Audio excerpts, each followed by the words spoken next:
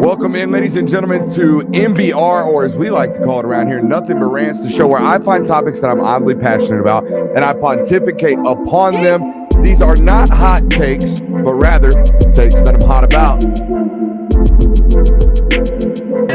What's up? Really like that. You really like that?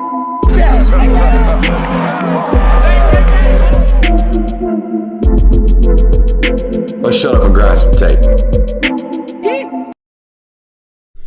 What is up, ladies and gentlemen? Welcome into the Film Guy Network, powered by Better, on a fabulous Thursday evening. We got a saying around here: last show, best show. Hours 7 and 8, actually hours 8 and 9 this week, because we cracked off a film study. I'm gonna be honest with you, that film study about Texas didn't bang like I thought it was gonna bang.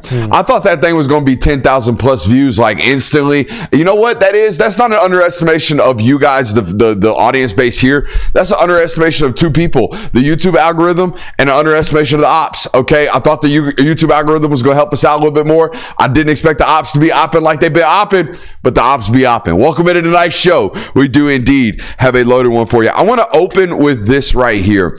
This show, we talk often, okay? It's almost the one consistent rule, almost the one requirement around here, okay? Consistency. That's all we ask for. Consistency is all we ask for on this channel. If you are consistent, I can forecast your behavior. I can forecast your decision making. Therefore, I can kind of understand who you are. I get a good sense and a good feeling about how you are and what you are and who you are. Consistency is the key.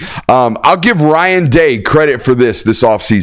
He has been consistently confusing. He has been consistently aloof about one topic, okay? And it has been his quarterback room. Kyle McCord hit the portal ASAP the moment the season ended, right? Just up and hit the portal. That was everybody's indication that, hey, they don't want him back. They kind of want this guy gone. They're going to be active in the portal themselves. They're going to go out and get somebody, okay? They did exactly that. They paid market value for Will Howard. What is market value for a transfer quarterback at a major national title contending football program, you might ask?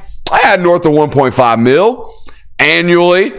Okay, so they paid market value for Will Howard. They get him in. Not only that, they go out, they pay market value to steal a head coach in the Power 5 in Chip Kelly to make him the offensive coordinator. All signs, all offseason, the whole entire decision-making process point to Will Howard being the starting quarterback at Ohio State. However, consistently confusing, consistently aloof, consistently avoiding the topic was Ryan Day all off season. Okay, and despite the fact that we all heart of hearts believe, hey, my man, Will Howard is going to be your starting quarterback. You can tell us what you want in front of the media. Man's going to be your starting quarterback. He remained consistent, all right? He finally names Will Howard the starter today. And he was exactly that all offseason. He was just lying to us because his statements today were very akin to Kirby Smart last year, where he almost, kind of sloughed off the idea that Carson Beck wasn't going to be his starter, and there was a battle. It's like, oh, yeah, Carson's our starter. About this time last year, did the same exact thing. Meanwhile, everybody in the building was like, hey, Carson Beck's going to be the guy. Everybody in the building since January has kind of known Will Howard will ultimately be the guy. And Ryan Day confirmed as much today by saying essentially, hey, this guy has graded out significantly higher than the others in the 27 or 28 practices that he's been involved since he's been here. Guys, they feel like, or at least based off the press conference that I watched today, they feel like they got their guy up there at Ohio State. And they felt like, this whole question was kind of a little bit unnecessary. Okay, Devin Brown firmly the 2. Julian Sayin sounds like still competing to be potentially the 2 or the 3. But the propaganda starts to roll right now, okay? And as the captain of the anti-Will Howard deep state, I want to put you on alert for a couple of propagandized points, okay, with the Will Howard pro state here. You're going to hear a lot about 22 mph, okay? 22 miles per hour. You're going to hear a lot about it, okay? Every time Ohio State plays this year and Will Howard's at the helm, you're going to hear about how fast this gentleman is. You're also going to hear about 240. That's how much he weighs. Okay, you're going to hear about 22 miles per hour. You're going to hear about 240. But I am here to tell you today that at some point in the football season this year, some team will make Will Howard's right arm be the reason that they lose or that they beat Ohio State or that they lose to Ohio State. You get what I'm saying? Teams are going to force. Someone's going to be good enough to force Will Howard to beat them. And I don't know if he's going to be the guy to do so. All right. And here's what's really concerning to me, because Ryan Day is steering into this falsehood, okay, as a football coach, that, hey, we could just be tough. We could be defense. We could run the football to a national title. Ooh, buddy, I don't know if you can do that. Now, you can't be the antithesis. You can't just throw for 450 yards a game and expect to win a national title. You've got to have both. You've got to be able to win in a multitude of ways, okay? So, when I hear this quote today, quote, "We got a great defense this year. We don't need incredible play at the quarterback position." Ooh, buddy, I don't know. Because even if you have the best defense in the history of defenses, a la Georgia 2021, best defense ever in modern college football, they still had a bad day. And now, if you have a bad day at any point from December 2nd on, ooh, there goes that. We got a great defense. So I'm really, really worried. I'm worried because I'm the king of the anti-Will Howard deep state, and I kind of got to be worried. But I was kind of alarmed by this historically good offensive mind tell me in front of everybody, hey, we can have game managers at quarterback, essentially. We don't have to play great on offense. We got a great defense. Great defenses have bad days. Yeah, and again, this kind of leans into my theory that Ryan Day wants to shift Ohio State towards kind of this run it down your throat, physical, tough football team that runs the ball primarily and has quote-unquote game manager quarterbacks and then has brutal defense that just chokes you out throughout games. It's worked. We've seen teams have a lot of success doing it, but also you don't necessarily go as far as you could. You can be hindered by, like you said, a bad defensive game or having to rely on a quarterback. So I do want to say this. They ran the football about 53% of the time last year. Mm-hmm. So they were already pro-run, even with Marvin Harrison Jr. on the roster, even with Kyle McCord, okay, at quarterback, who was not a runner himself. No. It will have an uptick this year because of the Chip Kelly addition and because of Will Howard's legs. They will obviously be a factor in this offense. Do you think that Ohio State's schedule almost hurts them a little bit this year? Like, it's at the start of the season more so, not the entire schedule. Because having Will Howard at quarterback, like starting the year with Western Michigan, Marshall, Michigan State, and then Iowa kind of being your real first test. A lot of false hope there? Is that what you're getting at? Not false hope, but like there's never a moment until really you face Oregon in like, what is that, week 6, where Will Howard might have to actually step up and like even in a moment during those football games, like maybe against Iowa, but I feel like you might be setting yourself up if you're Ohio State to where you can just kind of lean on the run game. You don't have to rely on elite quarterback play at any point until you get to Oregon, and you don't know if you have it until you get to Oregon, and that's not necessarily like a recipe that you want to be going into that game with. I keep seeing this, and every time, this is a falsehood in football now because Michigan did this. Michigan won this way. I'm already seeing in the chat. Michigan proved you can just run your way to a national title.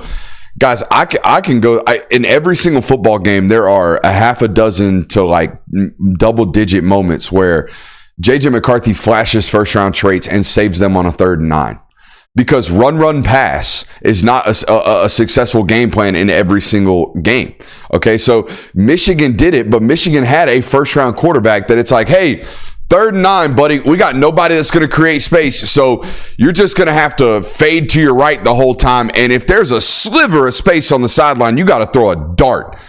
Say what you want about J.J. McCarthy's stat line, box score. I did it too, okay? I've done that. I've looked at it and say, hey, this guy averaged 17 completions a game. That's a game manager, bro. He was, but in the moments they asked him to do something, it was everybody in the stadium knows we're passing. We also can't protect you very well, all right? And Roman Wilson's all we got, and some tight ends. Make sure you convert for us if it were not in 3rd and 2. It was tough. It was a lot tougher than most people believed when you actually broke it down on McCarthy. Yeah. Still not the biggest McCarthy believer. No. However, he played well in those circumstances. And to your point, Michigan won the national title last year because they had elite quarterback play when they needed it. Correct. The entire question around this Ohio State roster is, can Will Howard provide you that elite quarterback play when you need it? Georgia was the same way in 2021. When Stetson Bennett needed to step up, he did. I mean, the iconic 4-for-4 drive to finish the national championship, stuff like that. When you need elite quarterback play, it has to deliver because you're not always going to be able to run the ball. And I guess the antithesis to that, though, is while Michigan didn't have guys that can get separation, Ohio State does have guys that can get separation. Very much so. So that kind of alleviates what maybe Will Howard will have to do as a quarterback this year. He doesn't have to be J.J. McCarthy in those situations because they have more guys at wide receiver and even tight end that can make big plays. I will give credit where credit is due. I think the best coaches morph and shape their identity based off the talent that is available on their roster. And I think it's unquestionable that the last 18 months, like some people will say Ryan Day has adjusted to what he has and kind of shifted his identity to more of a run-based or tough team. Okay, has done this because of what Michigan was, right? Some people will say that. I would push back in the sense that their personnel and their talent pool right now, particularly as on the defensive side of the football, they actually have a front four. They have a front six. They can actually hold up defensively. Their identity has morphed into more of a, hey, maybe we do need to play more, control football and play more traditional football, not necessarily spread option. I think it's commendable that he has actually been willing to change his identity where most people like Lincoln Riley, for example, just kind of do what they do. They don't ever change what they do. This is a football coach who has obviously shown signs to willing to bend. How much of Ryan Day's identity change do you think has been influenced by fans and external voices calling him soft, quote unquote? Ooh, because I mean the entire stuff? Like you saw this last year, like he clearly cares about what people say about his team. Like he calls out you call out an 87-year-old man after you beat Notre Dame in a 1-score game. Like clearly he cares about if people think his team is tough or not. Maybe just reads the clippings a little bit too much. Is that what you're saying? I mean, it could be. That could be a very accurate reason as to why he's kind of saying, all right, we need to focus on becoming a more run-heavy team with dominant. Now, yes, your roster does kind of play out this way now where the talent leans towards that, but it could also be that he's trying to become that because... I mean, any man that dyes his beard that frequently must care about what people think, correct? Yeah. You'd assume so. Ryan Day got a burner Reddit account. You think you got a burner Reddit? I don't think Ryan Day knows it. I don't think people that think he ain't out here riding? I think Reddit's had its wave, and I think it's back on the downside. I just don't think people that age know about Reddit. I don't know. I don't feel like people out here talking about Reddit that often anymore. Reddit's fun. Okay. I mean, Reddit's confusing to me. Not confusing. I don't just get the interface isn't. I don't know. Welcome in. We have a loaded show, an absolutely slam-packed loaded show. We're going to talk about that matchup projector machine majiggy thingy that ESPN's got. We're going to give you one word about several football teams that we think will define their football program this season.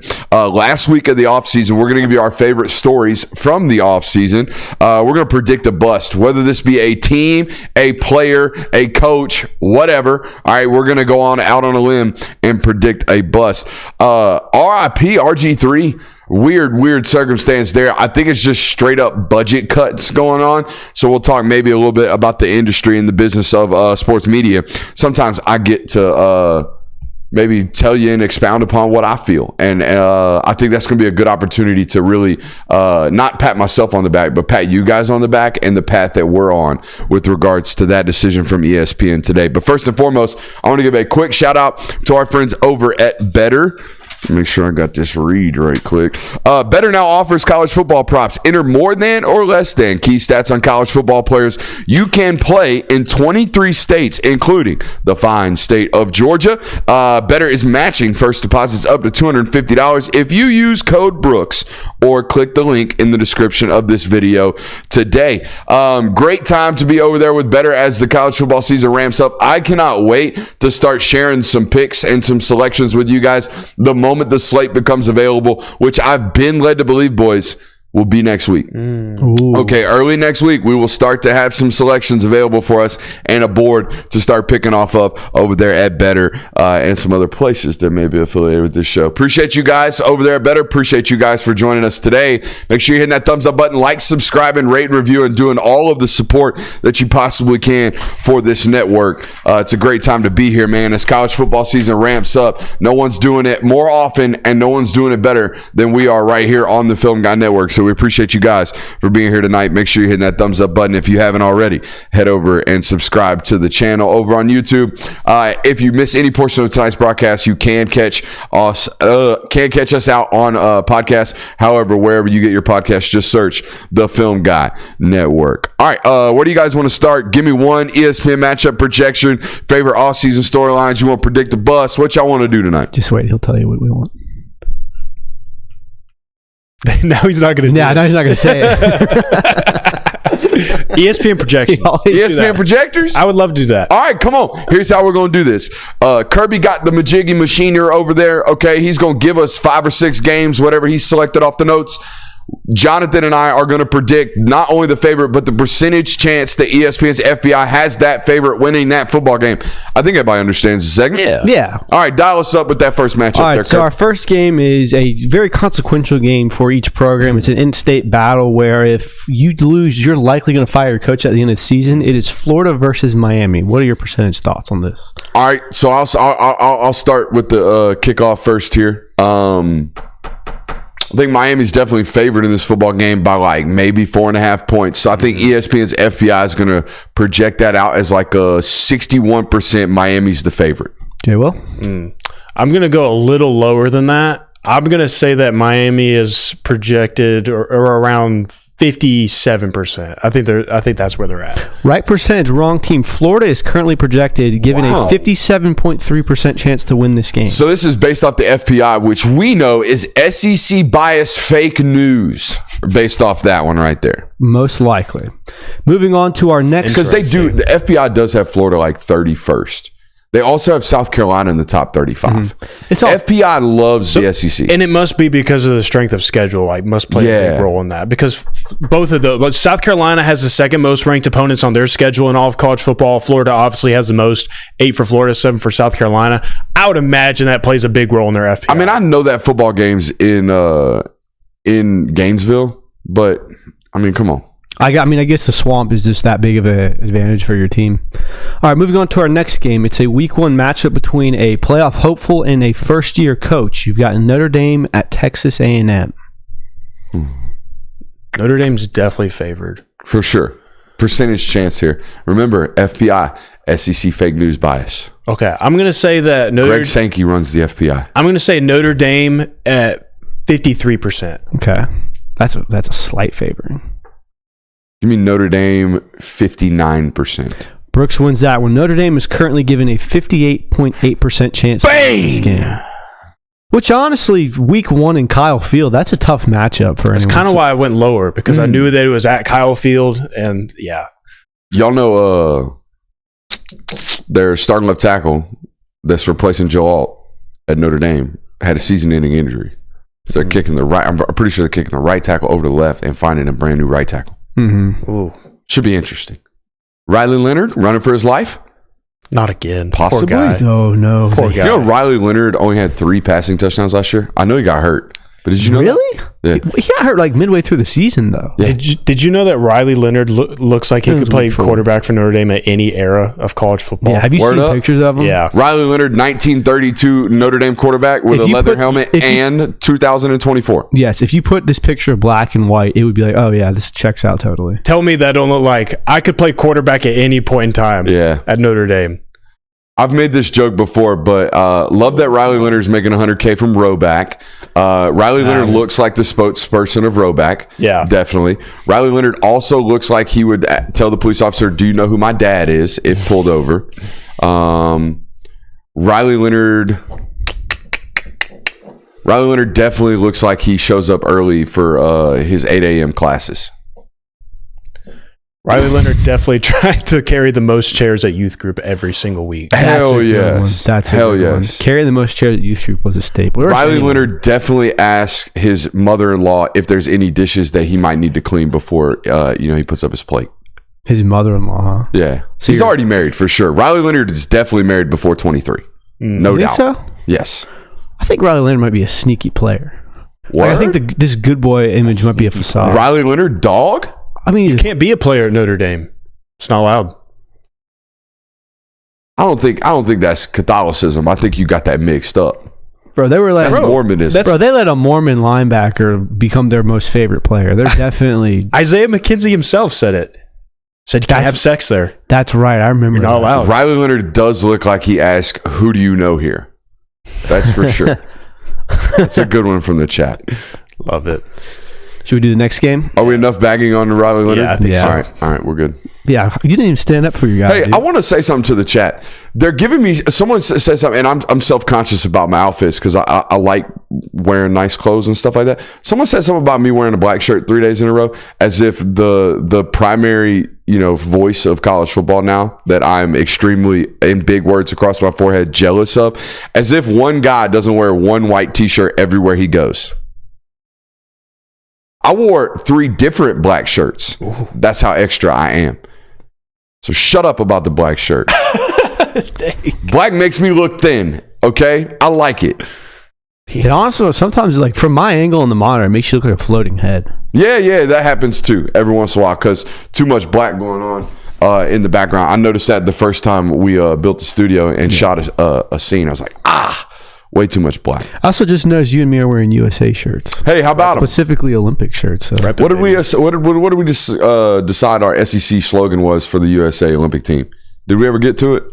Roll stripes? Is that what we said? I didn't know that was a thing that we were doing, to be honest. Was that off air, you and I? I don't even remember you bringing that up. That may have been just you and your own. Is that one of those conversations I have with my wife that I thought I was having with you? That happened to us earlier today. We're spending too much time around one another. Yeah. I just think that everything that I say, I probably said around you. Dang. Well, I'm glad that you're not forgetting the things that you and your wife are talking about. You're not confusing that with me and her. So that's better. That is nice. Moving on to our next game. This one's taking place in Ireland. It's a week 0 match between 2 ACC teams. You've got Florida State and Georgia Tech. Florida State, with the luck of the Irish, 63%. Okay. Florida State, I'm going to go 59. Really? Yeah. You both undershot it way. Florida State currently has a 79.7%. Oh, they sleeping on my boy Buster. Yeah, they are. They sleeping on my boy Buster. They sleeping on I'm trying to think of a Haynes King joke. Don't have one. The royal man himself, Haynes King, sleeping. I will say, sleeping on Jamal Haynes. Mike Norvell has proven that sleeping on Eric Singleton. Mike Norvell has proven he gets his team ready for week 1. He does. Now, it is week 0, but impossible to sleep on Brent Key. He has shown that he gets his football teams ready to play the first game of the year. So I will give him that credit. But I think a lot of people are starting to believe in Georgia Tech pulling off the upset. I said a couple weeks ago that's going to be a 1-score game, I think. I hope it's a good game. I hope that week 0 is good. Sleeping on Georgia Tech. It was a 73%? 79%. That's almost way 80. too high. What's the line on that football game? I don't know. I have to check. I would imagine it's got to be double digits. I'd imagine it's probably Florida State 9.5. That's too much. Give us a Bet US line on that when we get a chance. That's a bit hefty for me. Anyways, next game. I'm up 2-1. What'd you say on that last percentage? By technicality, I won that one. I'm up 2-1. Chat saying 11.5. This next game is a big deal for you because it is one of your teams. Penn State and West Virginia, week 1. The Fighting Neil Browns. The Penn State's your team. I was confused for a second. No. Let's not get that. My Fighting Neil Browns are going to be absolute underdogs in this football game. No way ESPN's FBI is giving them a shot in hell. You're up first, though. I think Penn State's going to be heavily favored here. I think Penn State might be like, I'm going to say 81. Okay. Heart of Hearts telling me the Fighting Mountaineer Neil Browns roll in this football game. But this percentage is not going to say so. 82% in favor of the Nittany Lions. According to ESPN, Georgia Tech has a lesser chance than West Virginia. Confused me there. West Virginia does of beating Penn State. Penn State currently has a 77.6% chance to win this game. I'll take it. Did you win that one? Yeah, I went 81. You went 82. Kind of surprising, though. But hey, I thought it'd be a bigger percentage. Fighting Neil Browns getting slept on. James Franklin ESPN becoming a believer. Is James Franklin on upset alert for you? I think anybody playing the Fighting Neil Browns this year is on upset alert. I'm riding them like my boy rode the Neil Dukies Browns. last year. You got to actually stay on it though. 'Cause Okay. this can't be something where if I'm with you. West Virginia gets shelled, you're like, oh, I was ironic, guys. We all know. That was a joke. I was joking. Everyone knows I was joking. I mean, it's kind of a joke, but hey, fighting Neil Browns, let's ride them out. All right, good with it. Our fifth game they're is just going to absolutely tank this year, aren't they? Now that I the Brooks curse, dude. The Brooks. What was who's your coach this year? Sark? Yeah, Sark's my guy. Dude, the Brooks curse might. They're not off to a great start. Two running backs down. No, they're not. Since Down then, in the Dude, the tank. Brooks curse might be two real. season-ending injuries. So watch out, Sark.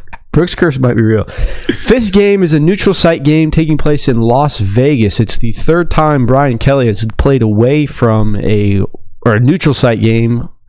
LSU versus USC. What do we think we got here? SEC bias. I'll go and tell you. You'll probably be surprised by this. So closer. LSU 52%. I'll say LSU 56. What was your guesses have been if I didn't tell you? You would have been surprised. I would have said like probably because those are like 60s. spot on. I would have said 68. It's 54.6% right now for LSU. You said 64? 54. 54. So you won that one? I mean, it's both of you were pretty much 2% off. So Yeah. I still like Tie? 2-2-1 right now? Does that scare you if you're an LSU fan though?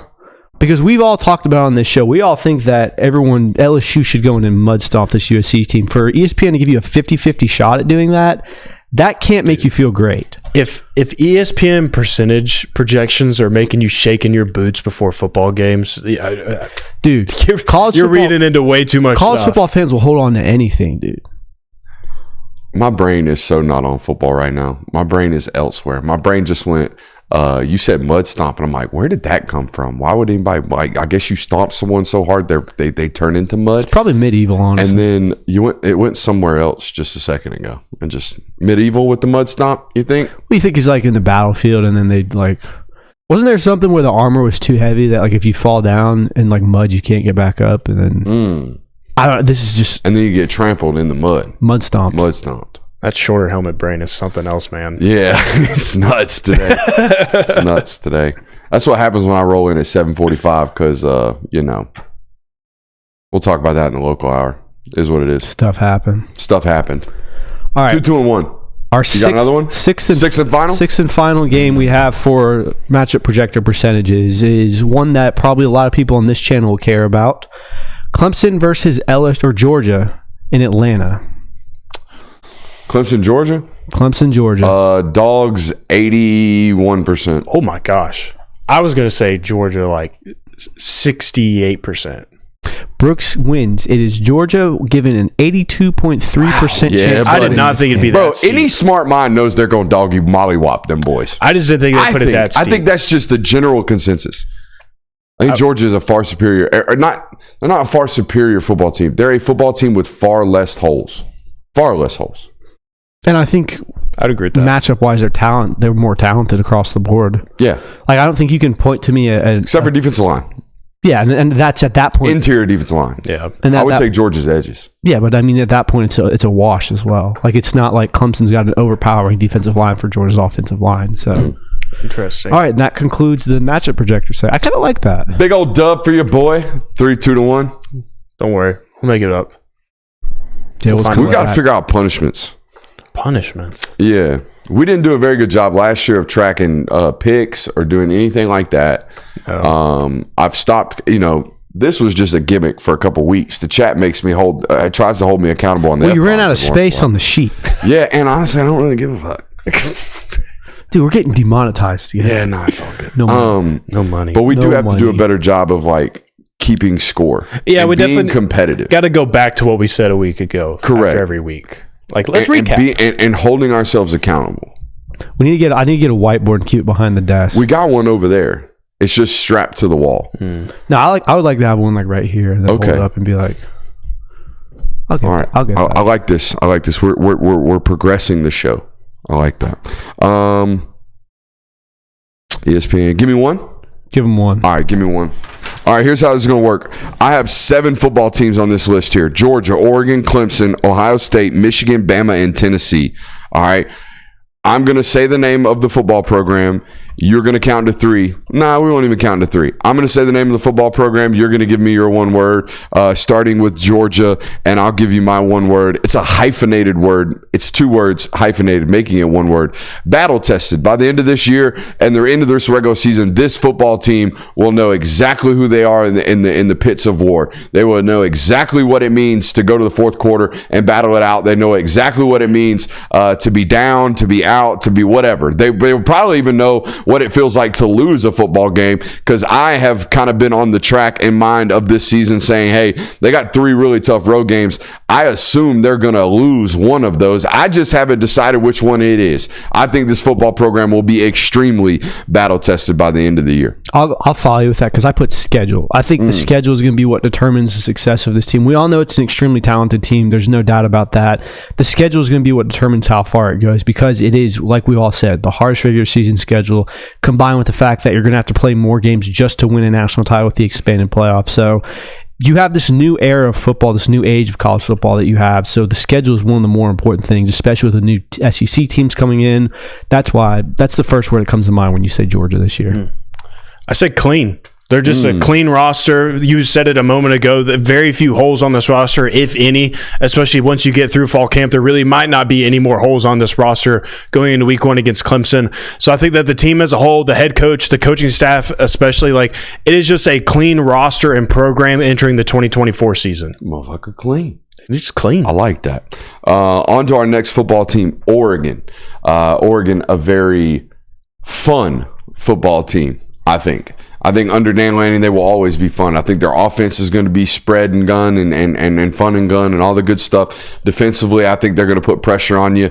I think this year they're probably going to live by it and die by it in that back end. Got a bunch of brand new football players. I think they're either going to get home or give up a lot of points. I think they're going to be fun to watch this year. You and me have had 2 very similar instances. I put exciting for this team. They've got exciting transfers, Evan Stewart, Dylan Gabriel. You have to feel very good after what Dan Lanning was able to do in year 2 last year. You're excited about this Oregon team. And by the way, the lore of Oregon, the new uniforms and the Nike and Lorigan. There it is. I like that. Look at football brain. Look at the football brain. It's going all over the place tonight, baby. It's back, dude. Yeah. But it's an exciting football team. I think it's always been, Oregon's always been kind of that team that if you're a casual football fan, you would want to like, just because they are exciting. So that's my word for Oregon. I did intrigued. I'm intrigued to see how this offense is going to play with Dylan Gabriel at quarterback. And I'm also really intrigued about this secondary, because I think that Oregon had their fair share of secondary issues last year. I think you saw it pop up against Washington in both of those football games. But I think, too, like, in this new conference, maybe your secondary isn't as big of an issue as it was in a Pac-12 conference, because that conference is not littered with elite quarterback play right now. So you might be able to just live it throughout this season without getting your secondary absolutely exposed, because teams are not pushing the ball down the field like some other conferences would be, like the SEC, with a lot of good quarterbacks in the conference and a lot of good wide receivers. So I'm really intrigued to see how year 3 plays out for Dan Lanning, see what steps forward that his roster takes. Chad just hit you with an elite player comp and like slight doppelganger. What? I think you slick look like JJ Redick. JJ Redick? Yeah, I'll take it. I think you slick look like JJ Redick. I think that's as good of a doppelganger comp as I can get. I don't want to be a douchebag white guy from Duke, though. No, but you look like him. Okay. I think that's a good call from the chat there. When I first got into this business, do you know what my comp was? I often was referred to as John Candy, because I was 300 pounds and very, very cylindrical in the face. You sound nothing like John Candy, though. No. John Candy was like very jolly. Like your voice has a seriousness to it. Thank you for that. I think. Yeah. It's not an insult. It's a compliment. Thank you. What is your word for Clemson? I got one. Bland. There's not really a whole lot with this team that excites me or would get me excited. The interior defensive line, that's the one point we keep hammering home with Clemson. Maybe Phil Maffa, that's another element you could add to this. But when I look at Clemson's roster, nothing really pops out to me at wide receiver. Cade Klubnik, really still waiting on that. Didn't see much from him last year. It would make me super excited about him leading my football team. But maybe those questions get answered, and maybe he steps up into a bigger role this year. But I just feel like it's kind of a bland team. Bland enough to more like a chicken and rice blend, if you will. Like it could get the job done a lot of the time, but it's just not very exciting, and there isn't really that just anything that pops out. I used a hyphenated word this time. I said must have. This is a must have season for Dabo Swinney. You have to at least show that you can kind of be a remnant of what your teams were 5 years ago, where you were up competing for national titles. I think you at the very least have to compete in the ACC this year. You don't necessarily have to win it, but you have to at least be a fringe playoff team. You can't keep going 8-4, 9-3 just with stagnant offenses and expect Clemson to not sour on you eventually. I know he won them 2 national titles. I know that he's the greatest Clemson coach there, and we say that he should be able to retire whenever he wants or leave whenever he wants, but the Clemson fan base is going to start to sour on you if you turn in a 4th year in a row of just mid. Yeah, my word was pressure. I don't think there's pressure on his job or anything, but there's pressure on his way of life, how he does things. The hard part about being hard-headed, and the only way it's allowed to be done when you're in this position, okay, is if you have success. If you stand on the table and say my way or highway, your way better lead to 10, 11 wins into a playoff picture. Your way cannot lead to 9-4 last year. Mm-hmm. Your way can't do that. Okay, your way can't have Florida State running the ACC. If your way or the highway leads to you being 9-4, then you're going to get back out of here. Like they're going to eventually, your methods of the madness are eventually going to be pressurized. I think there is eventually pressure on the model, how he has chosen to go about business, this anti-recruiting the portal, anti-NIL, this whole anti the way of life now. I think there's pressure on that model for him this season. Pressure is my word. There's also pressure on the legacy. Yeah. Because if Dabo Swinney can't become or get Clemson back to one of these top 5 teams, the story of him is going to be he had a really, really great few seasons where there was a glimpse of, hey, he might be the best coach in college football. And then the sport adapted, the sport changed, and he refused to go with it, and it passed him by. So you have to kind of turn things around now for the sake of how people look at you within 15 years when you're no longer coaching. One word for Ohio State: run. I said now. The amount of resources, the amount of hype that's been created around this team now has to be the year. There's no, hey, we're building for next year. It has to be now that you, at the very least, are in the national championship for the sake of Ryan Day's future. I don't think, like you said, I don't think he's going to be in any danger of losing his job. But if you can't win it with this year, there's going to be kind of a sentiment that, well, if he couldn't get it done this year, he's never going to get it done. Now or never. I went with 3 words. I went with lock. I think Ohio State is the safest lock for a college football playoff team this year. That's fair. Georgia's in that category, but Georgia at least has a tough schedule. Onslaught. There's an onslaught schedule that they have to maneuver through. Whereas there's many a college football 25 simulation that has them losing all 3 of those road games. Yeah. So, I mean, I think there's the least amount of potential that Ohio State misses the college football playoff this year out of anybody. So I just put lock for them because it's a safe bet that they are going to be in the playoff this year. All right. Michigan, my one word, cooked. I said cheaters. Past tense. Cheaters. I mean, that's going to be what hangs over their entire season now. I mean, any loss that they have, the entire college football world is going to kind of dance on their quote-unquote grave.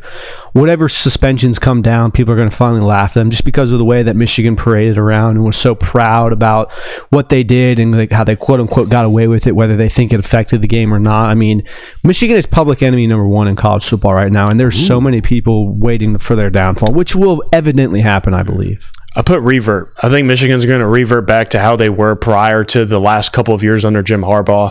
It's going to be a bit of a struggle, and it's going to look completely different than how they've looked last year, even maybe a little bit at the tail end of 2020. Just with copious amounts of orgy jokes. Yeah. Yeah, well, maybe not anymore. Why not? No Robert Griffin to make them, dude. Oh, yeah, that's right. That's crazy. Oh, that's my new board. Every time I say that's crazy from now on, I'm putting a strike on the show notes. Did someone make you conscious of that or something? Myself. And yeah, the chat too. Someone's been tagging me on Twitter with some Brooks would be like, that's crazy. I've fallen into it the last 2 weeks. I just keep saying it. And I don't like audible crutches. Not as someone who speaks or tries to speak professionally, despite every once in a while. Wasn't it Caleb Love from UNC that gave that reaction in a post-game presser? It was like, whoa, that's crazy, dude. Oh my gosh, man. That's what I think of every time. What other teams you got? Bama. My one word, impatient. I think the fan base is going to be a little too impatient on this. You got to wait this out, okay? I think there's going to be a peak of the DeBoer years, and they're not going to be during the time where he has other people's or players. He doesn't like Caden Proctor as an offensive tackle, okay? And hear me out. Hear me out. Caden Proctor is 350 pounds at 6'6.5". I can promise you right now, they will not recruit another Caden Proctor 5-star. The 5-stars that Kalen DeBoer is more likely to recruit nowadays look like Josh Petty. They don't look like Juan Gaston. All right. For you folks that have followed the last couple of episodes, he wants smaller, athletic football players on the offensive line. That's one position. That is one example. There are a dozen of those examples within that program. So I think eventually he will recruit and develop a roster that he wants, and it'll look like a Kalen DeBoer roster, and they will do so with top 5, top 10, top caliber football players on the trail. They will still recruit like Alabama because no one else won't. It's Alabama. It's a 5-hour radius that is unheard of and unseen in this conference. They will eventually recruit his style of players at the rate that he wants to. But this hybrid, I got Saban's football players that did Saban stuff, but I want to do DeBoer stuff. I think eventually you got to wait it out. You got to be a lot more patient for what it's going to be. I'm not saying it's going to look terrible, okay, year one. I'm just saying the best versions of the Alabama's teams under DeBoer, I think, are going to be year 3, just like every other coach, year 3. Do you want to go or do you want me to? I went danger. I think there's danger from both sides of this. I think that Bama could be a dangerous team this year. I think they could turn into that under Kalen DeBoer and what Jalen Milroe is able to do as an athlete, and just kind of some of the pieces that they do have on offense, while also some key contributors coming back on defense. Still some questions on both sides of the football, but I also think that this could be a very dangerous season for Alabama and their fans of if they don't live up to these expectations that have been set from this program. Not even that Kalen DeBoer has set, but just from this precedent that Alabama is great, Alabama stays great because Nick Saban built this program to remain great even when he leaves, and also what Kalen DeBoer has done on the recruiting trail. I think it's been building up and building up. There's danger for this to fall off of a cliff almost, to have this nosedive down to where things just flatten out and people are kind of panicking and don't know what to do or know what to think about this program. I put Sabanless as the word. Whatever happens in this season is going to be revolved around, well, there was no Nick Saban. No matter if Kalen DeBoer goes 16-0, they win the national championship, it's going to be, and he did it without Saban. Whether they go 8-4 and don't make the playoffs, it's going to be, well, they didn't have Saban. Every game that Alabama plays this year, they're going to talk about, well, Nick Saban's not here this year. Every single pressers, there's going to be question about, hey, did Nick Saban talk with you about this, or how did Nick Saban do this to where you're different? It's all going to revolve around the fact that Saban's not there, which is probably going to get frustrating for Kalen DeBoer and his staff, because it is your staff now. Alabama is your team. You're trying to move on from that, but I mean, he was such a monumental figure in college football. It's going to be talked about for at least a year or so. I want to see a Sandra Bullock-esque moment where Nick Saban calls Kalen DeBoer, is like, "Run the damn ball, Bert." That's what I want to see. You think that happened? No. What, the actual Sandra Bullock moment? Yeah. Do I think Michael Orr's adoptive mother, Tammy Cooey, walked down to the sideline and told Hugh Freeze his ass better run the football? Yeah. Yeah, for sure. Because Hugh's a recruiter. He's a recruiter first, and he understands. Got to keep player happy. That's right. Okay? Mom ain't happy, nobody happy. I mean, this played out in real life a couple years later. I mean, he got Mama Tunsil an apartment. Mom ain't happy, no one's happy. We found that out via a gas mask. Full circle. Full circle. I remember being like, that was like 7th grade for me, and thinking like, so what? Dude, he's in a gas mask. You know what that is? Innocence. That's crazy. Tennessee, what word you got for me? Nico. That's all everyone's talking about now. Oh, this is the year where we've got Nico now. I think we might be aligned, Jonathan. What do you got? Potential. I said early, which is the same thing. Yeah. I think we're a year early. I've been talking about this. I think we're a year early. Yeah, I would agree with that. I think that just everybody is talking about Nico, and while it's great and it's granted, I think that they're talking about it in a sense where there's not a lot of patience with how they're talking about Nico, because while he was great against Iowa in the Citrus Bowl, that's great and fantastic. Whoa. I'm sensing some real shade towards Iowa right there. It's Iowa. It was great. I didn't say it's Iowa. I said against Iowa. The tone was it's Iowa. Okay. what I'm getting at here is, to be fair, I'm more so getting it's at Iowa. I'm more so getting at the stance of that was one football game. This kid has one start to his name. Now he's got to go into an SEC conference schedule. He's got to go to Norman, Oklahoma this year. That's a very emotional game for Tennessee and Josh Heupel. There's a lot of emotions in that football game. I think it's a lot to ask for someone even as great as Nico, a former 5-star quarterback, to just walk into the season and make a strong push for a playoff spot. I think Tennessee is going to be a ranked team throughout the year. I think they're going to be a good football team, but I agree with you. If there's a potential for them to really peak this season, but I think that there needs to be some patience and some holdback with the takes. I think the most impressive thing about his start against Iowa to me was the fact that he didn't make a single turnover-worthy throw against Iowa. Played clean. Yeah. Iowa is the most complex, and the reason this is impressive is not because Iowa's out here strapping folks up. But Iowa does create a lot of turnovers defensively, particularly interceptions, because they play such good zone coverage.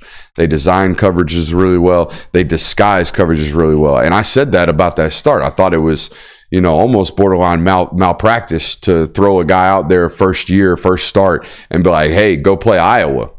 Iowa's a really tough defense. And again, he didn't put the ball at risk at all in that game. So I like that.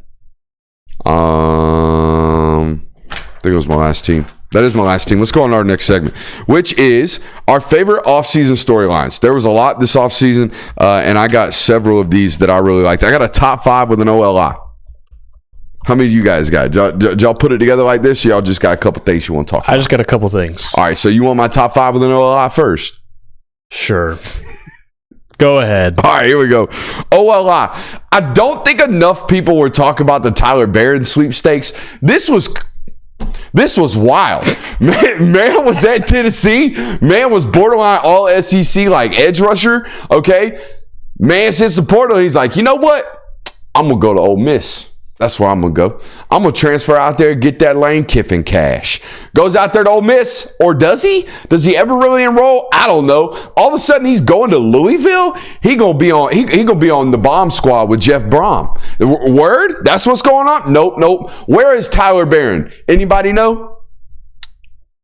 We talked about he's on the day. pizza. Yeah. Huh? Never mind. It's a decent pizza joke, but I'm pretty sure that's a local chain. My man is in Miami playing for the Hurricanes.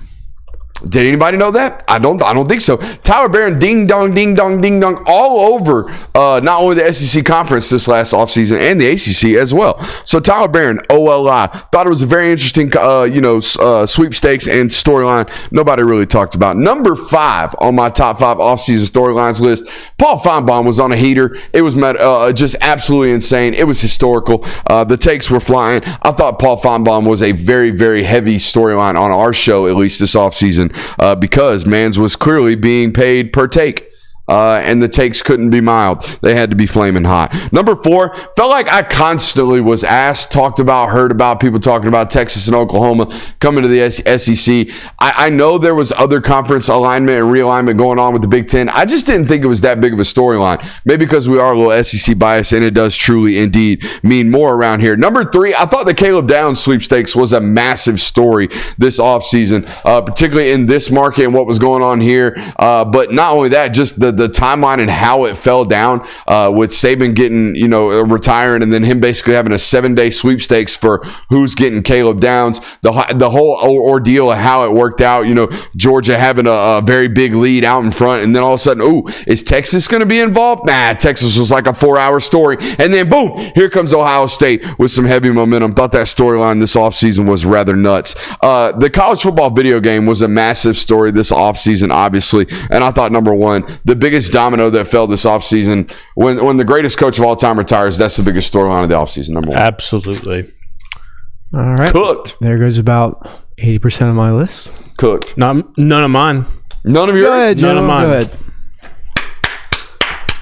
You see, got to the point now where you can gauge what he's going to take. All right. Are you claiming I'm Captain Easy Stance? No, I'm not saying it's Captain E, that we've built chemistry enough to know, there is one story on here that I thought for sure you're going to take, but I'm glad you did it. You're going to take it. So I'll start with this one.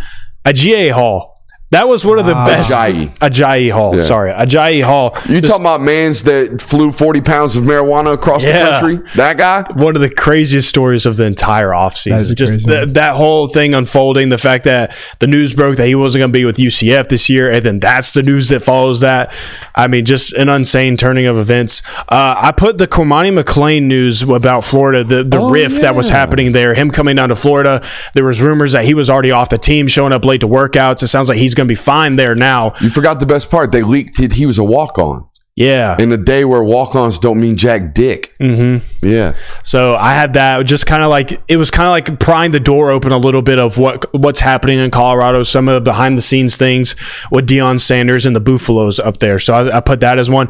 Reggie Bush getting his Heisman back. I feel like that was just slid into the news. It was happening for a day, and then everybody kind of forgot about it. But for something that people complain about for such a long period of time, I mean, every single year, anytime you talk about Reggie Bush, he deserves his Heisman. They need to give him his Heisman back. He got it back this year. I feel like it just kind of got brushed under the rug, and I wanted to bring it back out and remind people, hey, he finally got it back. Speaking of reminding people, my favorite moment tonight in this show is the random person in the chat that has no idea about the Ajayi Hall story. It's like, wait, what? 40 pounds? 40 pounds of dope? Yeah. Flew it from California, lost LAX to Miami, Florida, and thought he was about to get up off that plane. Pushing weight. Pushing peas, baby. And then the final one, Mike Van Gundy. That is to me the top news storyline of this entire offseason. Just do it all the time. I do it all the time. I drink and drive all the time. I've done that hundreds of thousands of times. Thousands of times. Daily basis. That was my number one story. That's my favorite. So that was my list. If you divide thousands, I mean, he's done years of drunk driving. Can you believe that? Yeah. Thousands of times. My man's done years of drunk driving. At least 3.5. Yeah. It's insane. That's crazy. To admit to say that into a microphone and think that's going to go over fine. Like, I do that all the time. You think he thinks before he talks? After saying, there's no way. Our punishment is going to give our Heisman potential running back him 40 totes week 1. That's our punishment for him. Plus, I drink and drive all the time, guys. Come on. One story I don't think we talked about much, and this was kind of a mid-season story, but it carried into the offseason. The Michigan cheating scandal got very entertaining as it went on, especially with the most recent updates of Jim Harbaugh is going to be our honorary captain to actually, we're cowards. Yeah. Stuff like that. That was very entertaining. The other one, you talked about Paul Feinbaum's hot streak. I had that on here, but I also had Lane Kiffin absolutely cooking him on live air. Yeah. That was so funny to watch. Not even really sure what you're good at. Yeah, like what a bar.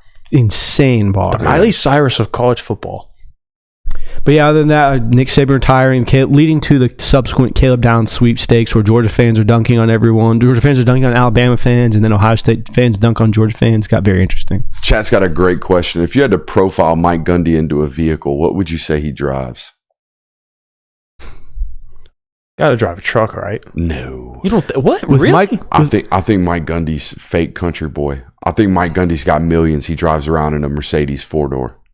No, Mike Gundy's got it. Mike Gundy's got a Ford Bronco that he spent like $90,000. Is it Oklahoma State orange? No, I don't know what it is, but it's he loves that truck, but he doesn't know anything about it. You know, an electric Hummer. Do they make those? Yeah, now Hummer's the new face of EV, believe it or not. A squatted truck. Oh yeah, I could see Carolina squat. No, Mike Gundy's son definitely drives a squatted truck though. Definitely. The Carolina squat. A lifted Nissan Titan's a good shout. A good shout. Lifted Nissan Titan, kind of a slept-on truck. I wouldn't say it's slept on. I would say it's properly rated. The Titans are nice. I like them. No way he's out here in a Subaru. Nah, that's too far swinging the pendulum. Honestly, I want to take back my Mercedes Benz. That's not enough. That's not detrimental enough to the environment. Mike Gundy's rolling coal. Gundy's rolling coal. He's got an old like 2014 F350. Like with the sunroof, and it's got two-tone little Harley Davidson edition that was hidden in the lot. Like the owner owned it. It only had like 15,000 miles when he bought it, used last month. That's the kind of truck Mike Gundy's rocking in. Interesting. Where were we at? We got to go to... off-season storylines. No, we got to go to our next segment. Predict the bust? Oh, I like this. Here's how this is going to happen. We're going to predict something or a team, player, coach, circumstance. Something's going to bust. Here's what I'm predicting first. You know it. It's good as green around here. I don't even know if that's a saying. It's as good as anything we say around here right now. All right? Buddy from San Jose State fitting to be a flat bust at Arizona as a head football coach, guaranteed. That's interesting because I don't think the expectations for him are super high. The expectations are they hired him in a Power 5 job after going an average of 7-5 at San Jose State. Fair enough. I'm going to go ahead and get this one out of the way because this is a Captain Easy Stance take. Shedeur Sanders, that offensive line is not going to do anything for him. I know he's advertised as a potential Heisman candidate and a top 10 quarterback. The offensive line is going to get him killed. I don't think he's going to have a very good season.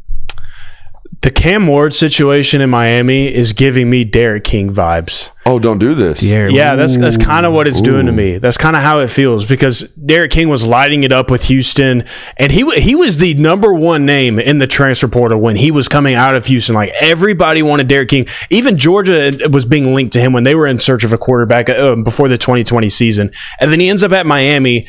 And it just kind of turns into nothing. Like, it wasn't that Derek King played horribly at Miami, but I would think it was just the surrounding cast around him didn't allow him to reach his full potential. I'm kind of feeling the same way about Cam Ward at Miami this season. I also put the Miami Hurricanes, just the team in general. I think that they are being wildly overhyped. Everyone kind of just wants Miami to be good again. They always look for a reason to believe in them and say, hey, they got Cam Ward this year. They've got a couple of talent around them. The NIL collective's really bought in that this is Miami's year where the ACC's down, and I just think Miami's going to fall flat on its face like usual. Let's stay with the Miami division of takes here. Anybody know that the fact that Tyler Van Dyke won the job at Wisconsin? Y'all know that? Yeah. He's going to be the starting quarterback at Wisconsin. Let me give you a little something here. Tyler Van Dyke lost 5 of his last 7 starts at Miami. Tyler Van Dyke had a stretch in his last couple of starts where he had 5 touchdowns to 11 interceptions. Tyler Van Dyke finished his Miami career playing the absolute worst version of football in his career.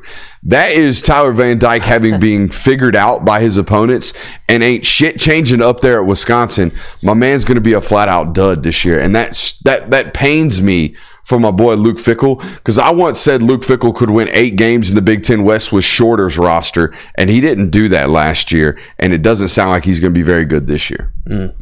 Shorter's roster, that's... Bro, I thought... tall task. You talking about Brooks' curse. If Luke Fickell turns out to be a dud as a head football coach, I don't know what good football coaches look and sound like, because I thought he was going to be a home run at Wisconsin. Whatever that version of a home run looks like, which is like 9 wins annually.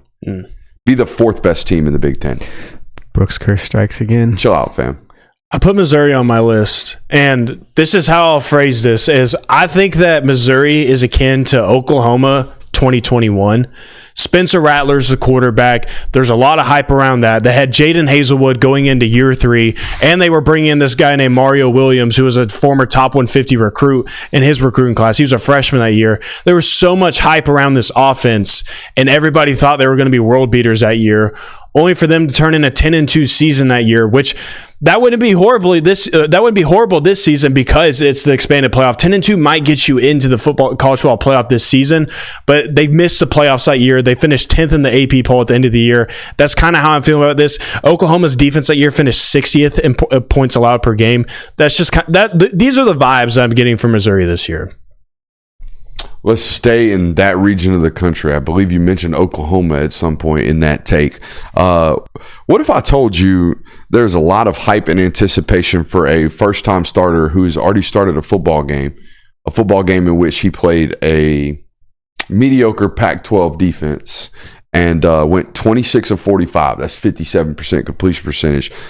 2 touchdowns to 3 interceptions, and relatively struggled for the entirety of the football game. Would you have like signs of obvious optimism for that individual at the quarterback position? Optimism, maybe. Confidence, no. Okay, because that's what Jackson Arnold did against Arizona. And it's not just Jackson Arnold that's getting this treatment. Our buddy from K-State's getting this as well. Avery Johnson. Everybody's telling me Avery Johnson is going to be great. And I think Avery Johnson is going to be good. I think Jackson Arnold is going to be good. But, like, can we wait? Okay, because people are picking K-State to win a Big 12 championship because, Avery Johnson's good. Avery Johnson threw for like 185 yards on 62% completion percentage in his lone start. They had to play a good defensive football game for them to win that bowl game. Same situation here for Jackson Arnold. Everybody's just stamping this guy as great. Oh, by the way, guess what, guys? He got a brand new offensive coordinator. He spent the whole offseason learning a brand new offense. Oh, by the way, guys, first road start of this gentleman's career. You know where he goes? Jordan-Hare. We got Auburn on the road. By the way, guys, he plays Texas this year. You know that. He's Oklahoma's starting quarterback. He's got to go to Ole Miss. He's got to go to Columbia and play Missouri. And by the way, he's got to go to Baton Rouge. Are we sure that Jackson Arnold's going to have a great first go at it? Because I'm not exactly sure this is going to be successful. And by the way, name me a weapon. You got a weapon for me? You got a classic Oklahoma great running back? You got one? You got a CeeDee Lamb on the roster. You got one of those? No. Why are we so stamped that Jackson Arnold is going to be great?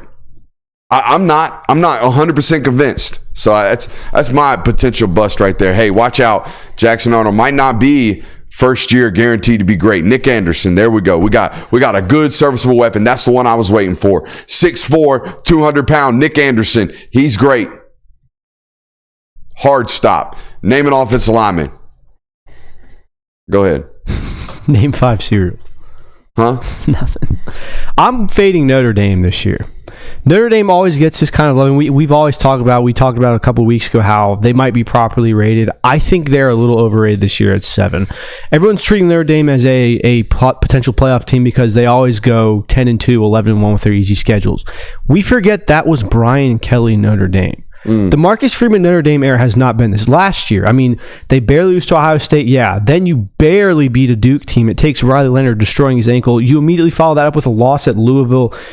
There's not a way on this schedule for me that Notre Dame just marches through to 11-1, which is what you have to do if you're not going to be conference champion. So I'm fading Notre Dame. I think they're going to be a bust this year. I'm not fading Notre Dame in its entirety, but I am fading Riley Leonard having a massive season this year with Notre Dame. I think it's just the surrounding offensive cast. I cannot put full confidence. What? You got spurned by your Dookie love last year. That's what's happening right now. This is payback. This is payback for your You stick up for one team. You stick up for one team one time. They spurn you. Riley Leonard's finna suck ass this year. I'm telling you right now. Let me mention this. I don't think it's going to have anything to do with him. I think it's just the offense is not. Yeah, it's not built for him to have a successful year. So I'm fading any prosper of Riley Leonard this year. What if Nuss is a bus? Nuss is a bus? What if Nuss is a bus? A bus Nuss? Yeah, what if Bus a Nuss? You mean Nuss a bus? Yeah, Nuss a bus, Bus a Nuss. What if? You know what I mean? I know it's not What If Wednesday, but what if he's not very good? Nussin tells me he's going to be a bust. Nussin tells me that either. I'm so confident that Nuss is a solid 88. Nuss going to get the job done. You know what I mean? But here's the problem with that. I don't think LSU fans are expecting nothing less than what Jaden Daniels put out there on that field last year. So if that is the expectation, you're going to get nothing less than what you're expecting. Because Nuss ain't going to be a bust, but Nuss ain't going to be that. Nothing to worry about. But I'm just saying, maybe bust a Nuss. Nuss a bust. That's all I can do. Yeah. No. We need a solid 88 on bust a Nuss. I mean, yes, the idea that he's going to be adequate to what Jaden Daniels put out, I think is not going to happen at all. So then you have to imagine you need your defense to reel the slack in. Well, your defense wasn't very good last year. I know they did a complete overhaul of it, but did your defense getting better this year, is it going to be enough to supplement the fact that what you lost at the quarterback position? Be 85% as good as you were offensively, be 15% less atrocious defensively, and you might be all right. My last one, and I said it last night, I want to reiterate this because the more I think about this, the more it's likely to happen, or at least there's a potential that this happens. Ole Miss is one Jackson Dart should have slid away from just catastrophe. And there was a lot of Jackson Dart should have slids. Okay, I recall a game against Tulane where they're up 21 points in the fourth quarter, and Buddy's trying to lay the truck stick on the linebacker on the sideline. What are we doing? Like they're one of those away from a fractured clavicle. Now, oh shit, we're on the road, Baton Rouge. What we gonna do? We got damn backup quarterback McGee out there because Jackson Dart should have slid. So watch out, Walker Howard, Austin Simmons. Please be ready. I got corrected because it wasn't Luke Altmaier as his backup, as if Walter Howard and Luke Altmaier aren't Spider-Man meme.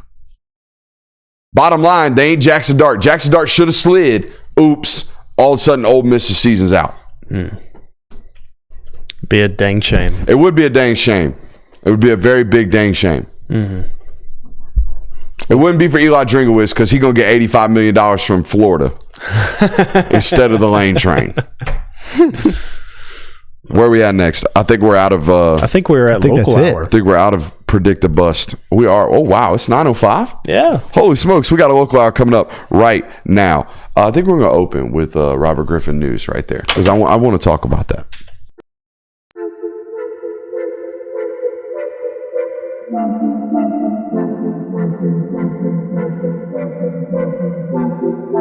Welcome into Talk the Dog, the show where we find a bone to pick and a take to give. These are not hot takes. These is dog takes. Can I talk that dog? What's up? You really like that?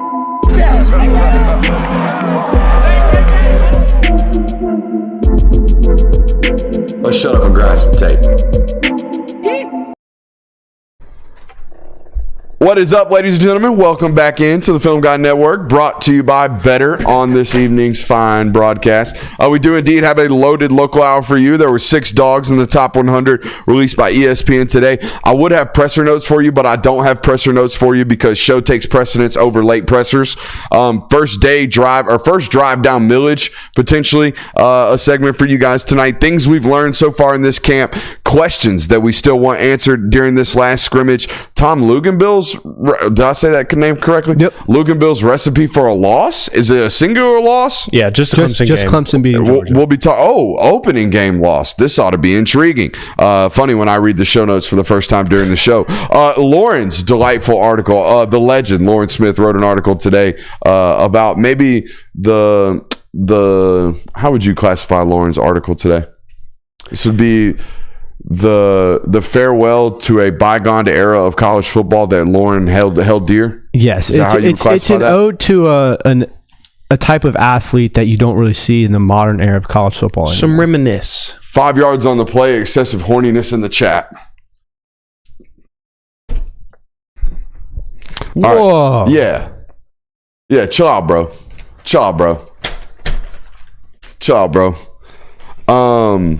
I want to start with this RG3 stuff. Trying to get us canceled. Jason canceled.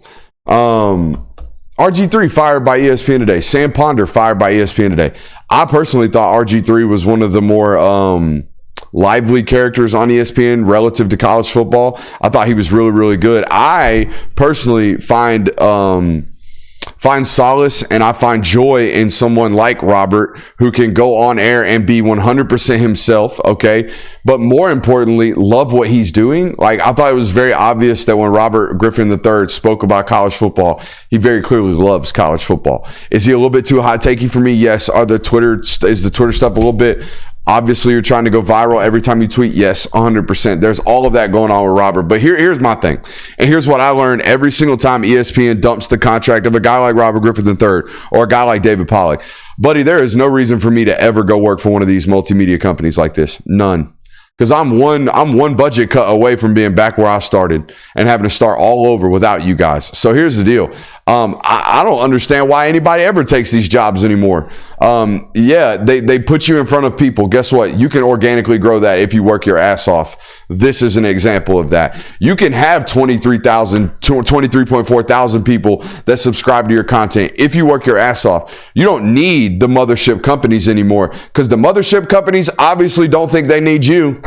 They are firing everybody that isn't named Stephen A. Smith. So if you can build it, they will come.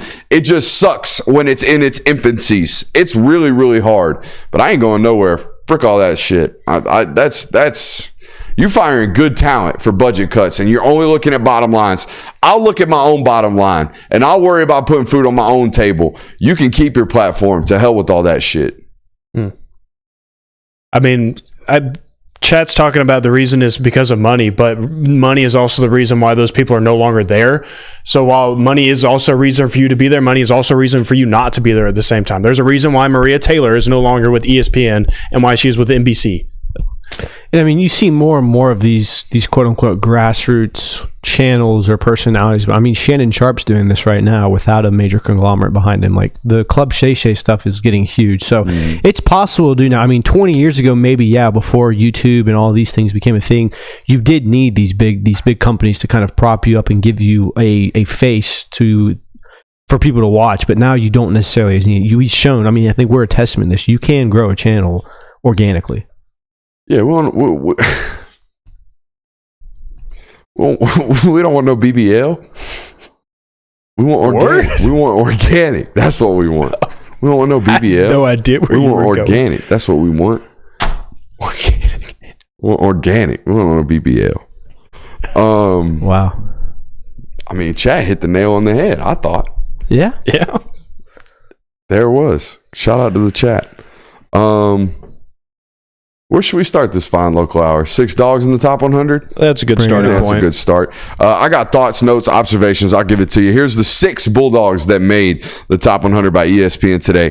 Trevor Etienne came in as the lowest ranked dog on the list at number 83. Jalen Walker at number 67. Michael Williams at number 30. Tate Ratledge at number 17. Malachi Starks at number 10. Carson Beck at number 7. All right, I got thoughts, notes, comments, observations about just the Georgia players on this list, and then I got some more on top of that. First and foremost, number 67 for Jalen Walker. I love Jalen Walker. Entirely too high. Entirely too high. Here's the deal. Let me put it to you this way. I think Jalen Walker got better this offseason. That's fine. We can say that. Jalen Walker is a very unique player. Jalen Walker is going to be on the field just like he was last year in certain roles and certain packages. But let me put it to you this way, chat, because I think Jalen Walker is a great player. But here's the reality. Michael Williams moved to Jack. Gabe Harris has developed. Damon Wilson put weight on. You think Jalen Walker's chances of playing at Jack this year increased or decreased from last offseason? Be honest. Decreased. Okay. Decrease, yeah. CJ Allen. We all think he's going to be a great inside linebacker. Smile Mondon returned to this roster. Raylan Wilson is in year 2. Has Jalen Walker's opportunity to get on the field at inside linebacker increased or decreased? Decreased. I love Jalen Walker. They're going to have to manufacture opportunities for him to get on the field this year, no different than they did last year. I think Jalen Walker is a top 100 talent in college football. Jalen Walker was put on this list at number 67 because his opportunities are going to increase. I just laid it out for you. I don't think they are unless they manufacture them for him. So, yeah, I think it's a little too high for that right there. Number 17 for Tate Ratledge. Love Tate. Tate will eventually be on this network. Can guarantee you that 100%. Switch that name with Dylan Fairchild, and I have no qualms with you. Tate Ratledge isn't even the best offensive guard on his own team. So, yeah, I'm a little bit aloof to that one as well. Carson Beck, highest rated quarterback, thought that was right. Yeah. Nailed it right there. It seemed to me like this list was very much made in the kind of the hype building. Like, as good as Trevor Etienne, we all think Trevor Etienne is going to be, he hasn't really shown you much. Like, he was splitting carries at Florida last year. He had a really, really good showing in the spring game for Georgia, but there hasn't been anything that proves, like, cements that, yeah, Trevor Etienne is one of these talents. We all think he is. We all believe he is, but it seemed like this list was kind of based around hype. It's same with the Jalen Walker and even Malachi Starks, to an example. Like, Malachi Starks is one of the 15 best players in college football, but it also seems like that's kind of a Captain Easy stance take at this point, where it's like, hey, let's throw in this kind of abstract defensive back that we can just have on our list to make it diverse. Oh, here's Malachi Starks or Caleb Downs. Let's put him in there without much reasoning, I think. This list was, I got to get this quarterback in. Don't forget this one. Boom, boom. Quarterbacks would follow one another. A prime example, Malachi Starks was 10. Caleb Downs was 11. It's like, these two great safeties. Bop, bop. You know, it happened quite often on this list. I also think it's interesting that 3 of the top 5 players on the list were not even ranked last year. They were not mentioned on ESPN's 2023 top 100 players list. James Pierce at 1. James Pierce, Mason Graham was not ranked last year. He was number 2, Michigan defensive tackle. And then Will Johnson, the defensive back for Michigan, also was not ranked last year. He came in at number 4. James Pierce, flash in the pan? I tried to. I need to go look at these game logs. I don't think he like 5-sacked one and had a 10-sack season. This was sporadic sacks, right? On the stat sheet. Will you look that up for me? Yeah. It was consistent production against everybody but Georgia. Correct. I believe last year. So it's hard to say he's a flash in the pan, but this is definitely a guy that came out of nowhere. 3-star high school recruit, certainly had all the intangibles, had a decent freshman year, and then bam, like best edge rusher in college football. That was out of nowhere. You got the game logs for me? Yeah, it was 2 sacks, 1 sack, 0, 0, 2 sacks, 1 sack, 1 sack, 0, 0, 1 sack, 0, half a sack, 1.5 sacks. Okay. Consistent production. And the pressure rates were absurd too for him last year, based off all the advanced statistics that I've seen on him this offseason as well. But so, I mean, I don't know how data backs it up. I don't know how much this plays into it though either. Like you talk about, he was a 3-star recruit, so I wouldn't say that James Pierce was necessarily on people's radar. Now, eventually, throughout the season, he got put on people's radar. Like, Tennessee has this guy that is getting into the backfield consistently. Like, we need to keep an eye on him. But like heading into a season where like every single team is going to have number 27 on defense identified, circled, whatever, every single play. Do you think that like puts him at potential of being hindered a little bit production wise? Yes.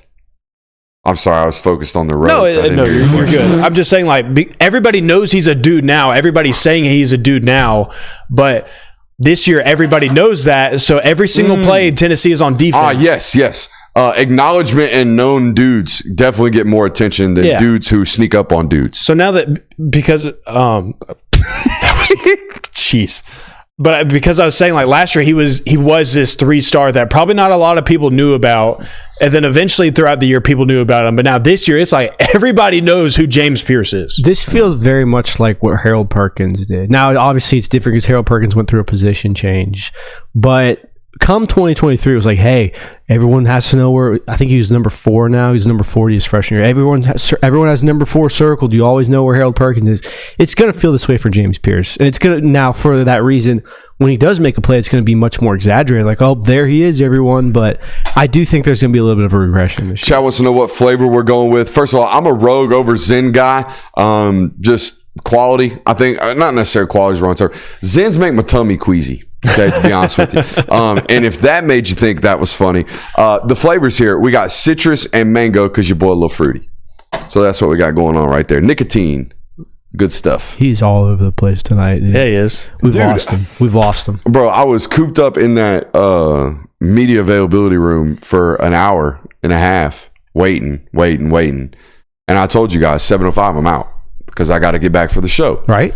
And we're sitting there, 7:05 rolls around, I'm gone. I got to go. I don't think Chaz Chandler showed up until or at the microphone until like 7:15. They were scheduled to be there at 6:30. So that's part of the reason. Normally, you guys are with me. We're doing show notes for 2 hours before. We're sitting down here. We're hammering out the show sheet, and I have a general consensus on how things are going to go. Tonight, you're just getting what my brain does normally, which is ping pong all over the place. You're pinging and ponging for sure. Some people think that's the best content we do is when you boys ping ponging. Because guess who else has really, really short attention spans? Viewers. The audience. Dang, you just called him out. I did. You let him disrespect you like that, Chad? You know what? We talked about he and Oz rapport last night. You switching cameras from 3 to 2 as soon as I looked over there. Boy, you are on it. I'm trying. I'm telling you. I'm telling you, you are on it. Thanks, man. That was really, really good shit right there by you. Where were we at? See, we're talking about James Pierce, the top 100 players. Yes, I have more. I have more observations. No CJ Allen on this list. No CJ Allen. Very surprised. And then I was kind of shocked that there wasn't another, or even like Smile Munden wasn't even on the list. I thought that was interesting. Like, because to me, it looks like Tate Ratledge gets a lot of love because he is a really good football player. But also he has a lot of experience. He has a lot of starting experience. He also has a mullet and wears. I was just gonna say Tate Ratledge is like the quintessential. Like, what's a college lineman look like? He's also the most marketable offensive lineman probably in the last. Looks like a badass. Decade? Yeah, mullet. At least at Georgia. He's the most marketable offensive lineman in the last decade. Mullet, stash, wears 69. Like, he's got a lot going for him. No, certainly. Yeah. But I was kind of shocked by that. Mm-hmm. You know? Media loves him. Competitor. Was also shocked that none of the other, like, Dalen Everett didn't sneak in there at the back end of the top 100 list. Yeah. Just kind of some confusing. There weren't any wide receivers on this list. You know what? My guy Jordan Reed must not have had that much input in this list because it looked like it was surmise or compromise or comprised by a bunch of non-ball knowers. And Jordan Reed is certainly a ball knower. Mm-hmm. So, other notes, Ricky White at 79, way too low. Wide receiver at UNLV. Yeah. How about this? Shout out to the Georgia fans in the chat. Clay Webb at 54? Really? Clay Webb at 54. You know how damn good you got to be a 6'2" offensive guard from Jacksonville State and make the top 100 list? Holy smokes. Clay Webb, also a 2019 high school graduate. That's crazy. Maybe even 18. No, he was Pickens' class. Pickens going to have NFL retirement before Clay Webb is out of college football. Pickens will have a longer career than that, I think. No, I'm talking about he'll have already qualified for it. Okay. After 3.5 years, you already qualify for NFL retirement. I'm not going to say he's going to be up out the league. Yeah, you get the pension. Even though I don't see George Pickens listening to directions for 12 years. Do you? I see George Pickens making $100 million in 10 years and then being like, hey, I got $100 million. I think I just want to make cool memes the rest of my life. Oh, no.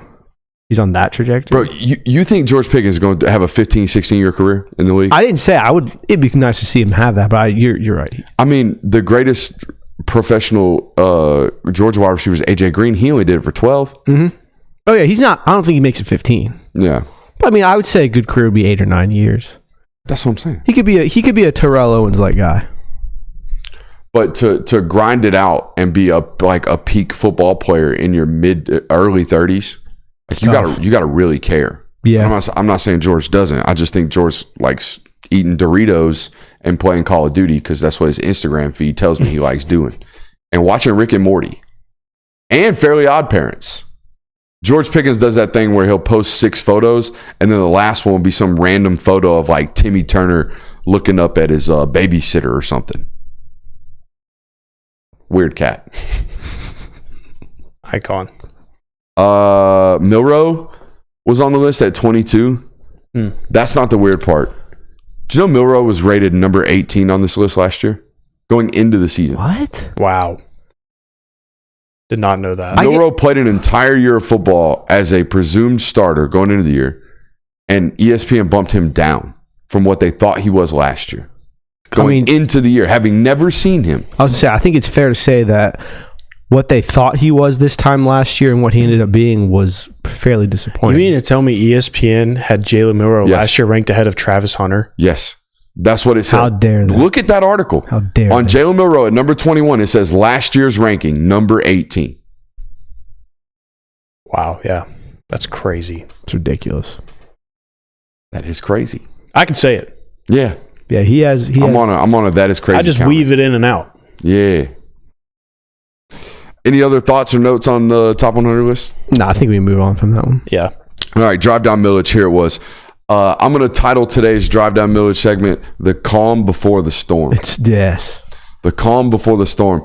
It was eerily quiet today at about 5 o'clock. Really? Rolled down Millage. Yeah, eerily quiet. Traffic flow was minimal. As was, on-foot traffic flow was minimal as well. Large construction zones going on right now in Millage.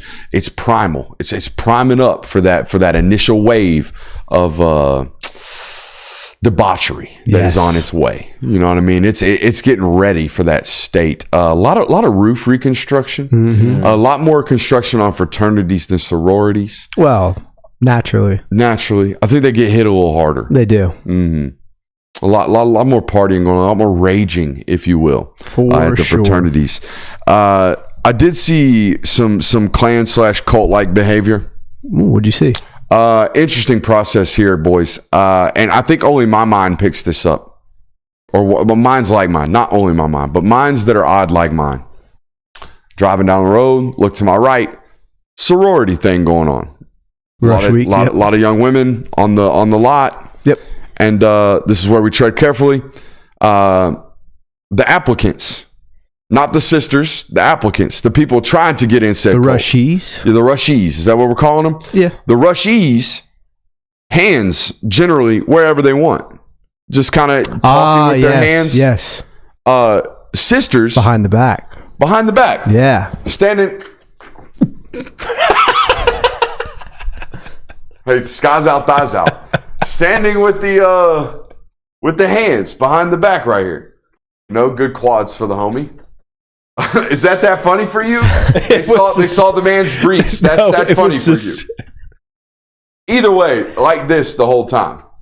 And I was wondering why this is. Is this like a known thing within these cults? During rush week, you are not allowed to touch. If you're a sister, you're not allowed to touch the rushee. So it's kind of a cultural thing where they always put their hands behind their back. So you're not allowed to touch. I don't know why that's a rule. I don't know what it is. Sororities have a bunch of crazy, stupid rules.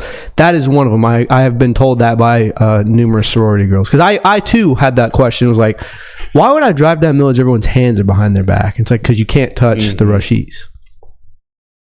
No touching? Not until bid week or bid day. So they can't drink and you can't touch? Pretty much. Interesting. Well, none of them can drink. Like, if you go downtown tomorrow night, it's going to be dead because none of the sorority girls are allowed to go downtown. Very serious. They take it serious. Like, it's a serious thing here. See, the thing about it is... Beer die is still a thing.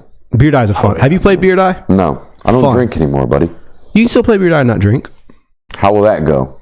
It's actually a fun game. It's like spike ball.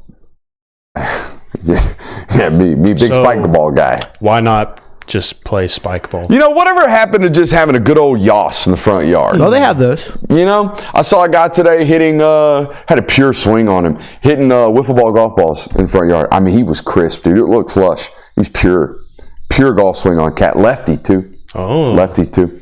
Pure swing on Southpaw. I haven't seen a catch be had yet out there. So we'll see. No hands out there? You know, I think the days of having a yoss with the boys are gone. I think they'd rather play beer die or, you know. Oh, I'll tell you what I did see. I saw some serial killer behavior today. Serial killer? You got to watch out for this gentleman. If he's watching today, fix your habits because people are looking at you weird. Was running shirtless, and I must say this about Mance. Oddly hairless for an adult male. Very hairless and very jacked on this shirtless man. A good pectoral structure on gentlemen. Also had a very tight, like a tiger six-pack. However, had sweatpants on.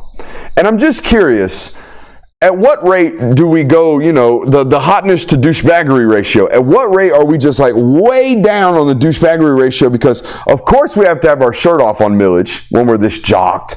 But why are we wearing sweatpants? What color were the sweatpants? Black. See if they were gray, that would make it different. Why? Just trying to sweat it out in the gray sweats? He gets it now. Wow. Could be that his gray ones were dirty. Maybe he thought, hey, I don't want to get sweat stains in my gray, so I'm going to go rock with black. But regardless, we're going sweat. If you're rocking pants or long sleeves in Athens from July through September, you're a psycho. Bottom line, if you wear pants, you can't go shirtless. True. Unless you're a lumberjack who's wearing tight blue jeans and trying to be an Instagram model. What about overalls? Does that count as shirtless? Like if you just rock overalls? Hell yeah, that's redneckery. I'm good with that. If you rock the overalls, one strap shirtless, maybe some taco meat exposed, I'm good with that. Okay? But what I'm not... Hey, come on now. We all call it the same thing. What do you call a little chest hair? I call it taco meat. I've never heard anyone call it taco meat. I'm out here wilding. But yeah, if you're wearing overalls, you can do that. But if you out here rocking pants and being shirtless without being in the midst of a photo shoot, you are either a serial killer or a douchebag, no in between. I would hopefully lean douchebag for the sake of everyone on Millage Avenue. Things we have learned this fall camp about the University of Georgia football team. I'll tell you this right now. What we know off of fall camp intel and what we know so far, this defense is legit. This defense is going to be really, really good this football season.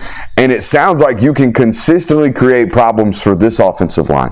And if you can consistently create problems for this offensive line, I think you're going to consistently create problems for pretty much every offensive line. You are what we would categorize as disruptive despite the major concerns of depth on the interior of this defensive line right now, which takes us to the other side of the ball. The offensive line is really, really deep, and it is really, really good, okay? And it has been like that for basically Kirby's entire run. This is on par with any offensive line you guys have had. Maybe a little bit higher from a standpoint of not only quality depth, but quality experience. Like, you got 4 or 5 guys that have had dozens of starts at this point. It seems like Xavier Truss is going to play in north of 50 football games by the time he is done during his time at the University of Georgia. The same will be said most likely for Tate Ratledge. I think he's going to creep up north of 45 in this football season. The rookie, if you will, is Ernest Green. He had 14 starts last year. So there's a lot of experience on this football team on the offensive lines front, and they're really, really talented and really, really good. We know that after this fall camp, and we kind of knew that going in. What we didn't know going in was this running back room is going to be this deep and this good. This running back room's taking a little bit of a ding as of late, with Roger Robinson struggling with a little bit of a toe injury. But all that being said, they are really, really, really, really deep at this point in that room. Whereas last year you started the season with, hey, we might be giving Cash Jones the opening season snaps with Roger Robinson as a true freshman backing him up. It's a very vast, different football team and situation from where you were last year at this time. Oscar Delp is a serious vet on this football team. We've learned that this fall camp, I think. And I think we knew that going into the spring situation, but it was still a lot of talks and remnants of the Brock Bowers story, and he's going through the draft process, and everybody's still inundated with the Brock Bowers situation and what's going on with him and the historical pursuit there at the tight end position. But it's finally Oscar's room, and he is, as Todd Hartley said, the unequivocal leader in that room. And I think that's a little bit of a turn of the page in the career arc of Oscar Delp. Colby Young is a matchup problem, but he's still got to catch up, right? There are days and days and days and days and days and intel and sources and sources and sources that will call you and tell you, hey, Colby Young's a matchup problem. Colby Young is really, really hard to cover. You know why? Because most of the time practice is going on, they're not doing team. Practice might be 2.5 hours long, all right, or however long it is. It might be 2 hours long, it might be 3 hours long. The majority of that practice is not 11-on-11 football. The majority of that practice is not in the huddle, line up, go break the huddle, go do what you do. The majority of that practice right now on campus honing the craft and honing the skills. So they're doing one-on-ones. They're playing 7-on-7. They're doing 2-over-2 drills. They're doing individual drills. They're doing stuff where the talent shows, okay? And there is no doubt about it. Colby Young is very, very talented and extremely hard to cover, all right? Still got to learn the offense. Still got to learn how to be effective in the offense, and that is still showing true. So though he is a matchup issue and a matchup nightmare, which is a good box to be checking right here in August, because it's good to know that you didn't buy false goods in the portal. Still got to catch up with the offense. That is obvious through this camp. Tate, and this has been by proxy of Jared Wilson being banged up with a slight Achilles tightness this fall camp. Tate in the spring told us during media availability he's not necessarily 100% comfortable right now at center. He is now. We have found through fall camp and through Jared Wilson's injury, those have been valuable snaps for Tate Ratledge. We'll talk a little bit about Jared Wilson and our questions still remaining here in just a second. KJ Bolden, Ellis Robinson, Nate Frazier will all play at points this season. I think we have learned that about those 3 freshmen this fall camp. Not to say that other freshmen aren't going to crack the lineup or other freshmen aren't going to get meaningful playing time. We know that's not the case. We know there's 5 or 6 every single year, it seems like, that cracked this lineup for the University of Georgia. I will tell you who I think is going to be the first. It's either going to be KJ Bolden, but I think it's going to be Nate Frazier.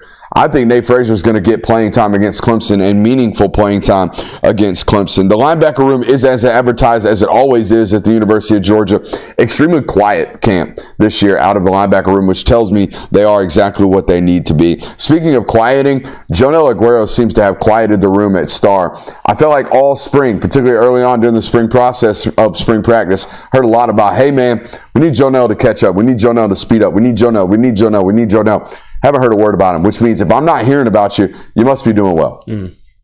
That's good news there. Anything else, boys, that you've learned about this football team this spring or this fall camp? Yeah, I learned that they completely tore this roster down to the studs with how they approach install and going about things. Assume nothing. Yeah, I mean, they've truly, like, a lot of times these mantras and things, or you use them, can kind of just be fluff. They are truly meaning assume nothing. The way they've gone about install with how you detailed offense is doing certain things, it shows that they are keeping things fresh. They're assuming nothing. The fact that Kirby Smart's in year 9 of being a head coach and he's still finding new ways to get a team ready for a season is very impressive. My other takeaway from this is that Kirby Smart's concern for the sport of football itself is continuing to grow.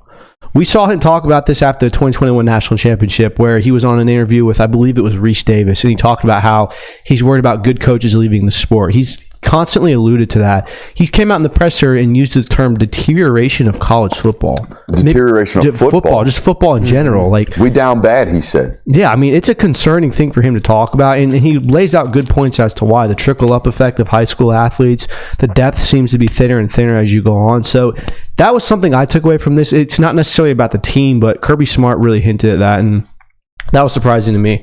The third one I have is the leadership seems to be improved from this time last year. Kirby Smart also mentioned that how it seems more organized. They seem like they're more cohesive as far as that goes. There were still really good leaders on that team last year, but maybe things weren't as firing on all cylinders as they should have been. And then I think their leadership from a discipline standpoint on the field, I can't even believe I said this because now I'm opening myself up to the off the field stuff. But like you said, the alignment, the assignment, the details of stuff, that's fine. Still wonder who the vocal leader on this football team is. Yes. Right now, to this day, 16 practices into fall camp. I am still wondering, hey, middle of the halftime speech, who's giving it? Who's MFing this whole entire roster to get their blood flowing? And maybe it'll hit like just absolute meth the first time that guy does that. And it's okay because it won't be needed until then, but somebody's going to have to fill that role. Very and true. Be comfortable doing so. Not feel like you got to do it because you're the older statesman. I heard that so much this season or this camp. Dalen Everett, I'm vocal now because I'm the older statesman in the room. I looked around, I'm the oldest guy here. Dan Jackson, well, I got to do it now. Bullard's not here. Tate Rowledge, I got to do it now. Cedric's not here. Carson, I got to do it now. I'm the starting quarterback. Everybody's looking to me. It's the only thing I'm worried about. But it doesn't matter until it matters. Yeah, that's kind of like Ryan Day's quarterback play. I think that's something now where it's going to come to a head and it's going to happen or it doesn't. That's going to be very big. It's going to indicate whether you come back from maybe being down against Bama and a half or something like that. So I think that's something it's going to happen when it happens. We have confirmation of how sororities did it in the thousands from Laura K in the chat. Shout out to the ladies making the show today. Shout out. Laura K says, as a former sorority girl at UGA in the early 2000s, we never had rules about touching rushies. So it's supposed to be a new rule. Yeah, I mean, I'm sure they've changed a lot. I just know that the sorority girls I've talked to, that's what they've said. It's you're not allowed to touch them. Anything else we learned about this camp other than you're not allowed to touch sorority girls? Yeah, I put defensive backroom is absolutely loaded. It really wasn't ever a question, but you knew that it was going to be Dalen Everett, and you knew it was going to be either Daniel Harris or Julian Humphrey. Now Ellis Robinson has emerged into that mix as well. And it seems like Dalen Everett, people are getting more comfortable knowing that he is going to be the guy in that room, the top guy. I think people came into this a little concerned a little bit just because that's the thing that people do with defensive backs. I think people are very comfortable with number 6 leading the way there. The 2024 recruiting class already looking like a massive hit. You hit on the freshmen that are going to play immediately this year. Daniel Calhoun has already emerged as one of these names that, if needed, he might be a name that they call on, like if they get him put in one of those situations. Serviceable, ready to play. Absolutely. So that this 2024 class, a lot of good names that are already being talked about. The linebackers, Justin Williams, Chris Cole, Christopher Jones, those guys are sounding like they're going to be hits. Joseph Jonah continues to be brought up. This 2024 class already sounds like you've hit some home runs with them. And then the last one, no roster is ever as perfect as it seems on paper. As glowing as this roster was initially, like right after the 2023 season concluded, you push forward to 2024 and you see just the over-the-top glance of Georgia's roster. It looks like it is an ideal, very perfect roster. And then Kirby Smart comes up to you and says, well, I'm concerned about depth because I feel like we don't have a lot of depth.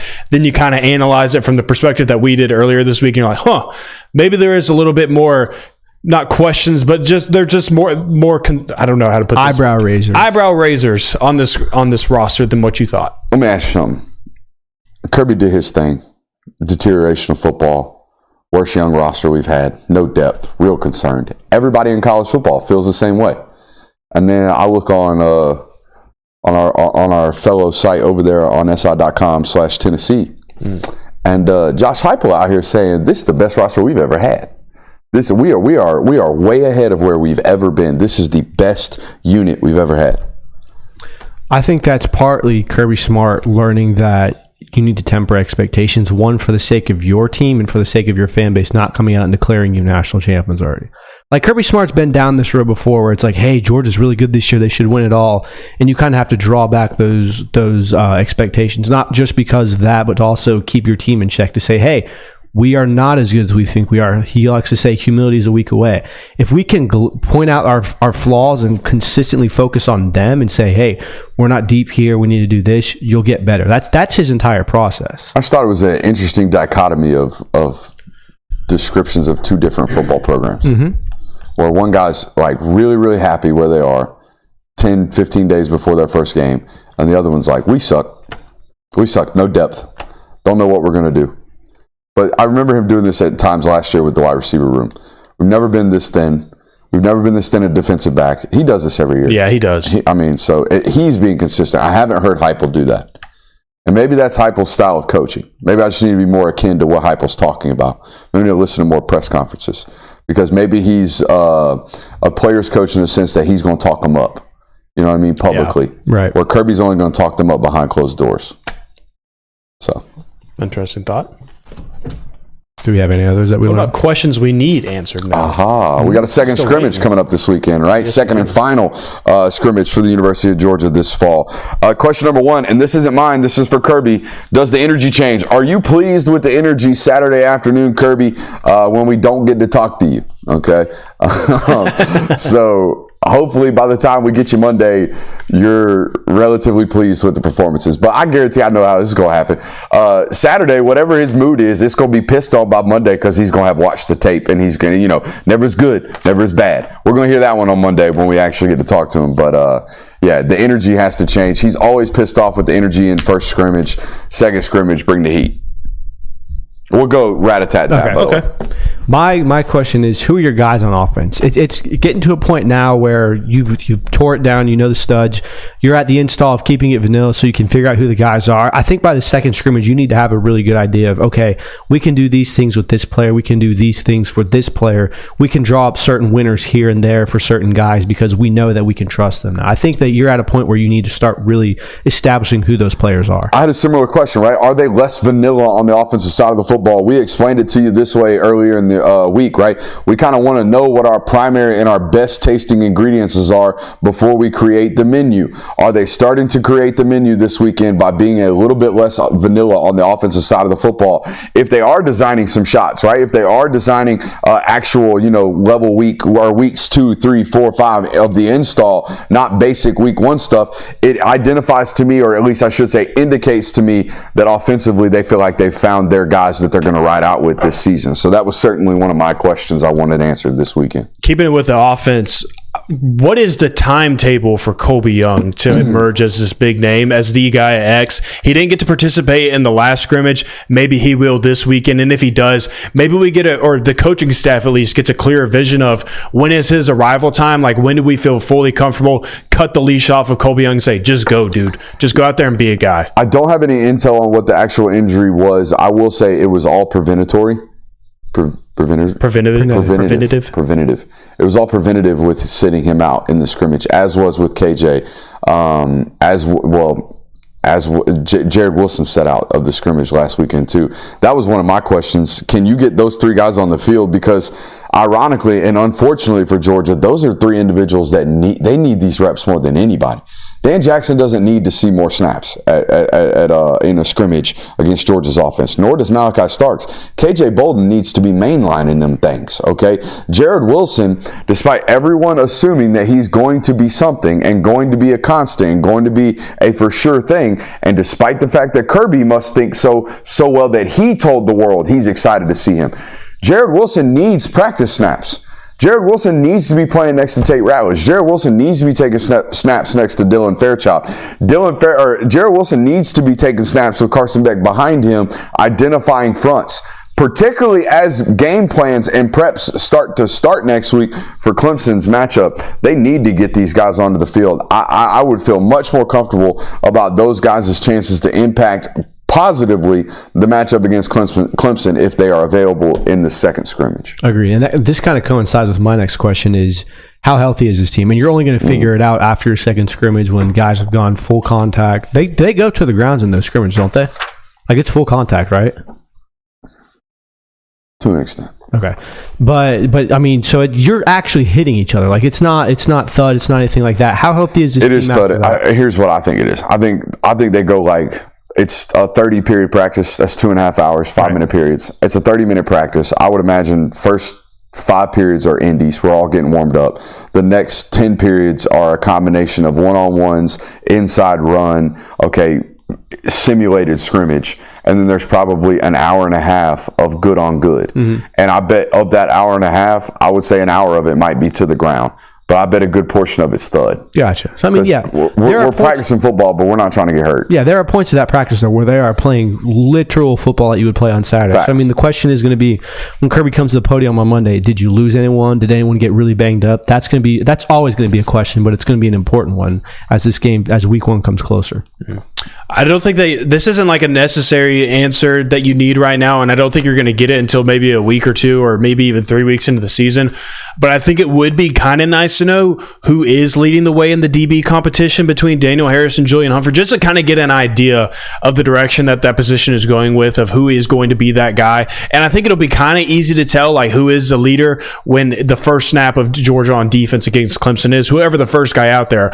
I would venture to say that is who has been leading the way throughout fall camp this year, but I would just kind of like a better idea there. Not that it's a necessity or that's a burning question or anything like that, but I think just some more clarity around that would be good. You're talking about corner? Yeah, that was my last question as well, and I don't think we get an answer. I think you hit the nail on the head. I don't think we get a full answer until Clemson.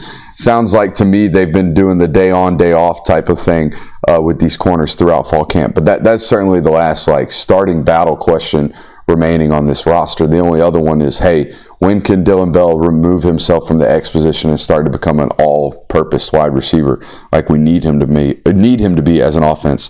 I also want to learn more about Anthony Evans this weekend. Mm-hmm. How much more of a gadget are they creating? How much more of a role are they creating for him on the offensive side of the football? I think that's important for the explosivity of this offense and the consistency. I think Anthony has a chance to be a more consistent, more football player version of Arian. No offense to Arian. We know what he is. We know Arian's an explosive play waiting to happen. Just got to wait for it to happen. I think Anthony can provide some other things on top of explosivity. I don't think this will be a question that we necessarily get answered by the second scrimmage, but I would like to know what Nate Frazier's involvement in this offense is going to be. Is it going to be a 2017 DeAndre Swift role where he is truly running back 3 and he'll get 4 or 5 carries a game, or is it going to be kind of this, hey, we've got a freshman that we've got some certain packages in that will flash every now and then, or he'll have a run here or there as he mop up duty? I think Nate Frazier's probably been one of the more exciting offensive freshmen into this season, so I'm going to be very interested as to what his involvement will be come the season. I want some word on Jurasik after this weekend. That's what I think it's kind of getting to that point now where... You want some buzz. Yeah, some buzz around his name. Just, again, kind of like I was saying with the DB room, just kind of get a better idea, a clearer vision of what is he looking like in a Georgia uniform? Is he getting more comfortable? Is he getting to a point where, hey, this guy is going to be heavily involved with Clemson week 1? Just, again, kind of get a better idea of how he is progressing with Georgia and what his trajectory looks like. Trying to think of some other things I want to be hearing. I want to hear that Kristen Miller was unblockable. I think they're too good interiorly on the offensive line for this to happen. Yeah. But I want to hear some interior defensive line buzz. I want to hear that somebody had a great day. Because of all the stuff that we've heard this camp. Now, I haven't heard it's been bad. Yeah. You know what I mean? But I haven't been hearing they're like, hey, so-and-so was crazy today. Over. The intel I've been hearing about that is from guys like Gabe Harris, Tyrion Ingram-Dawkins, obviously Michael. But the standouts up front have been on the edge. I want to hear somebody had a great day at the defensive tackle position. Yeah, let it be Josh Jarrett. Let it be somebody. Somebody played tough on Saturday on that interior defensive line. That's what I want to hear. Yeah, I agree with that. That's definitely a good sign you want to hear, just because defensive line is one of the more important positions on this Kirby Smart defense, because your ability to clog runs, get pressure, reset the line of scrimmage has always been indicative of whether or not your defense dominates or plays a very good game. So to have someone really showing promise is that going to be good. Should we talk about a legend? Let's talk about a legend. Let's talk about a legend. Lauren Smith, certainly a legend in Georgia football lore and circles. Lauren Smith, to me, will always be the sideline reporter to Munson. No. Oh, my God. Oh, man. My God. Shorter helmet brain. Will always be the sideline reporter to Larry Munson. And I will always have a special place in my heart. I hope Lauren doesn't listen to the show because I don't want this to sound demeaning. However, my stepfather and I used to laugh so hard at the obvious observations that Lauren would give Larry in the middle of those broadcasts. And he'd always tee him up the same exact way. Larry'd be on the call, "We're going to go down to the sideline. What do you got, Lauren?" And then Lauren would get on the phone and he'd be like, "Well, Larry, if Georgia puts the ball across the end zone here, it'll be worth 6 points. Back to you in the booth, Larry." And Larry would be like, "Oh, thanks, Lauren. We're on to our next drive." And I always thought that was funny. I always thought it was great. Ooh, Georgia fans are not going to like that. You don't like that? That sounded rough, man. I'm not going to lie. That was rough? Oh, it was halfway decent. At least he's attempting. Look, I applaud you for attempting, but Let's hear your Larry Munson impersonation, shall we? Look, some impersonations you don't need to make, but either way, no. Lauren Smith is a Georgia, and honestly, a journalism legend. The fact that he's been doing this but he's a wordsmith. Yeah, he put it together, and I'm gonna read some of this today because y'all don't read, so I do. All that good stuff. Are they cooking me? How bad is it? My ears are bleeding. Oh, damn. Don't read. Just close your laptop. It's unfortunate. It's unfortunate. This is an article titled, "Are College Football Players Today Deprived of the True College Experience?" by Lauren Smith. This was released in the Athens Banner-Herald today. And I want to read you a piece of this because I think it's a tremendously well-written piece. This is a heartfelt piece from Lauren because I was unaware of this information. I didn't know that Lauren played at Georgia. I didn't This either, is news to me. He's always been the journalism guy for me. Yeah, I didn't know. I always thought he was a journalist. I didn't know he was a student athlete at the University of Georgia. But this is a little piece. I think you guys should go read this because, like I said, this is a legend in the Georgia space. And he's talking about a time of college football that a lot of people reminisce with, and he certainly connects with as well. It says, quote, "We all know about the many kids who do both, achieve a degree and bank their NFL income into a nice nest egg. So many fail to take advantage of the classroom experience, which means that when their NFL riches subside, they often don't have any means of survival. The college experience is such a wonderful sojourn. Walking to class in the spring when the flowers are in full bloom and in October when the leaves turn. This environment is so exhilarating. I still enjoy walking the arch to South Campus and remembering the days when I was a student who was earning a degree and was the beneficiary of a partial athletic scholarship. I had to supplement my scholarship with odd jobs, but it was so much fun that I can't imagine what my life would have been like if it had not come about. There was no NFL in my future. There was no NIL income, but I obtained a degree and had a wonderful and meaningful experience. Life on campus and in Athens was so alluring and addictive, I found a way to make my home in the classic city." Speaks to a different way of life for college athletes that they don't have anymore. Even the walk-ons don't have this type of story about the way that their life feels in college football. I also don't think college football and college athletics were near the big business. He mentions 1950s football at a point in this article. The business of college football is totally different, and the lifestyle of an athlete nowadays is totally different. You are not a student athlete. You're an athlete that happens to be a student. These guys work a tremendous amount of hours to be good at football.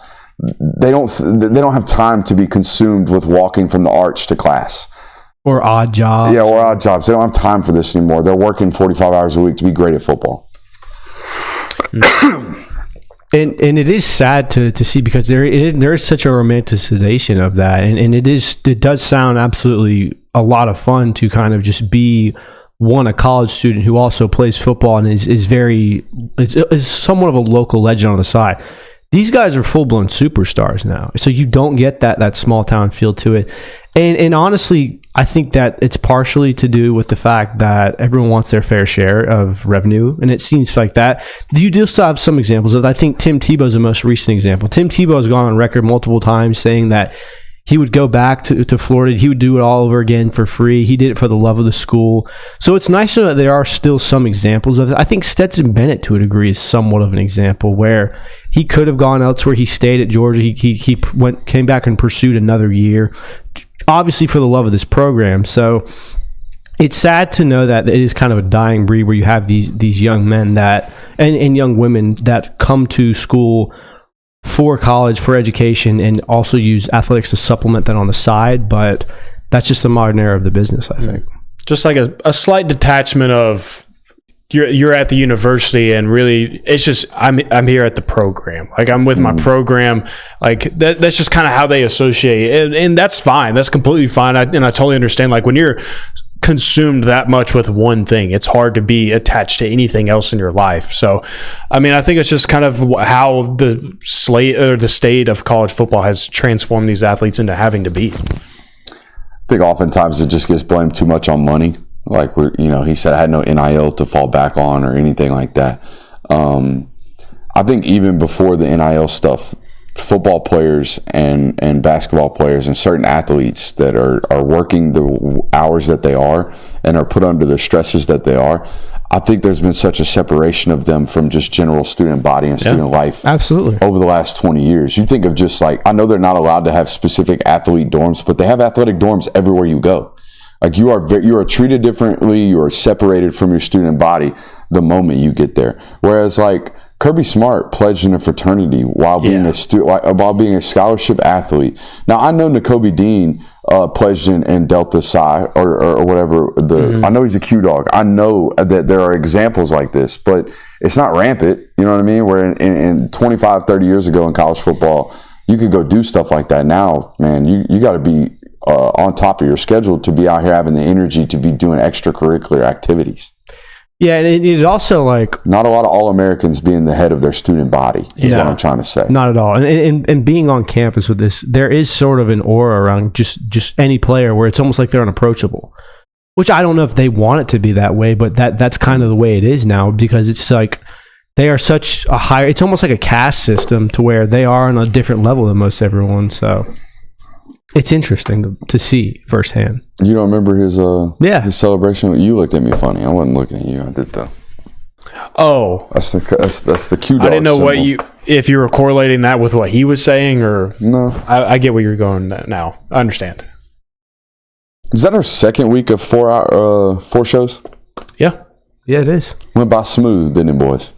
You know what we're going to do next week? Dude, next week we actually talk about preview. football. We got ball next week? We got ball. We got ball next week. I got ball tomorrow. Oh, yeah? Tell us about the ball you're going to go see. I'm going to Milton High School, where my name, apparently, it's not even a name. It just says Sports Illustrated. I was told today by the Milton coaching staff, we are on that list permanently. We don't even have to reservation. We don't have to make reservations. So we just show up whenever we want. We just say, hey. We just show up. Hey, I'm Brooks Austin, Sports Illustrated. We on the list. No beef. We go wherever we want, finally. Love that. Shout out to Milton. Milton plays Buford tomorrow. We're going to be at that football game. And then Saturday, I will be in Mercedes-Benz Stadium from like 9:30 until 9:30. Be a 12-hour day. Why did I? Okay, never mind. What? No, for some reason I thought the Falcons played at home on Saturday. But Nope. not. Corky Kell, Saturday inside Mercedes-Benz Stadium. If you want to see the homie, that's where I'll be. Other than that, I'll be at Milton tomorrow for what I think is the biggest game in the state to start the season. It was either go to Milton and watch Milton and Buford, or go to Langston and watch Westlake. That's another good football game on the south side. Langston Hughes, Westlake. Yeah. It's a battle between two schools who do not like each other, and they're like 15 minutes from one another. So, should be a good one. Good week one slate in high school football here in the state of Georgia, and a good week of shows here on the Film Guy Network. Shout out to Better for sponsoring the show tonight. We appreciate those guys.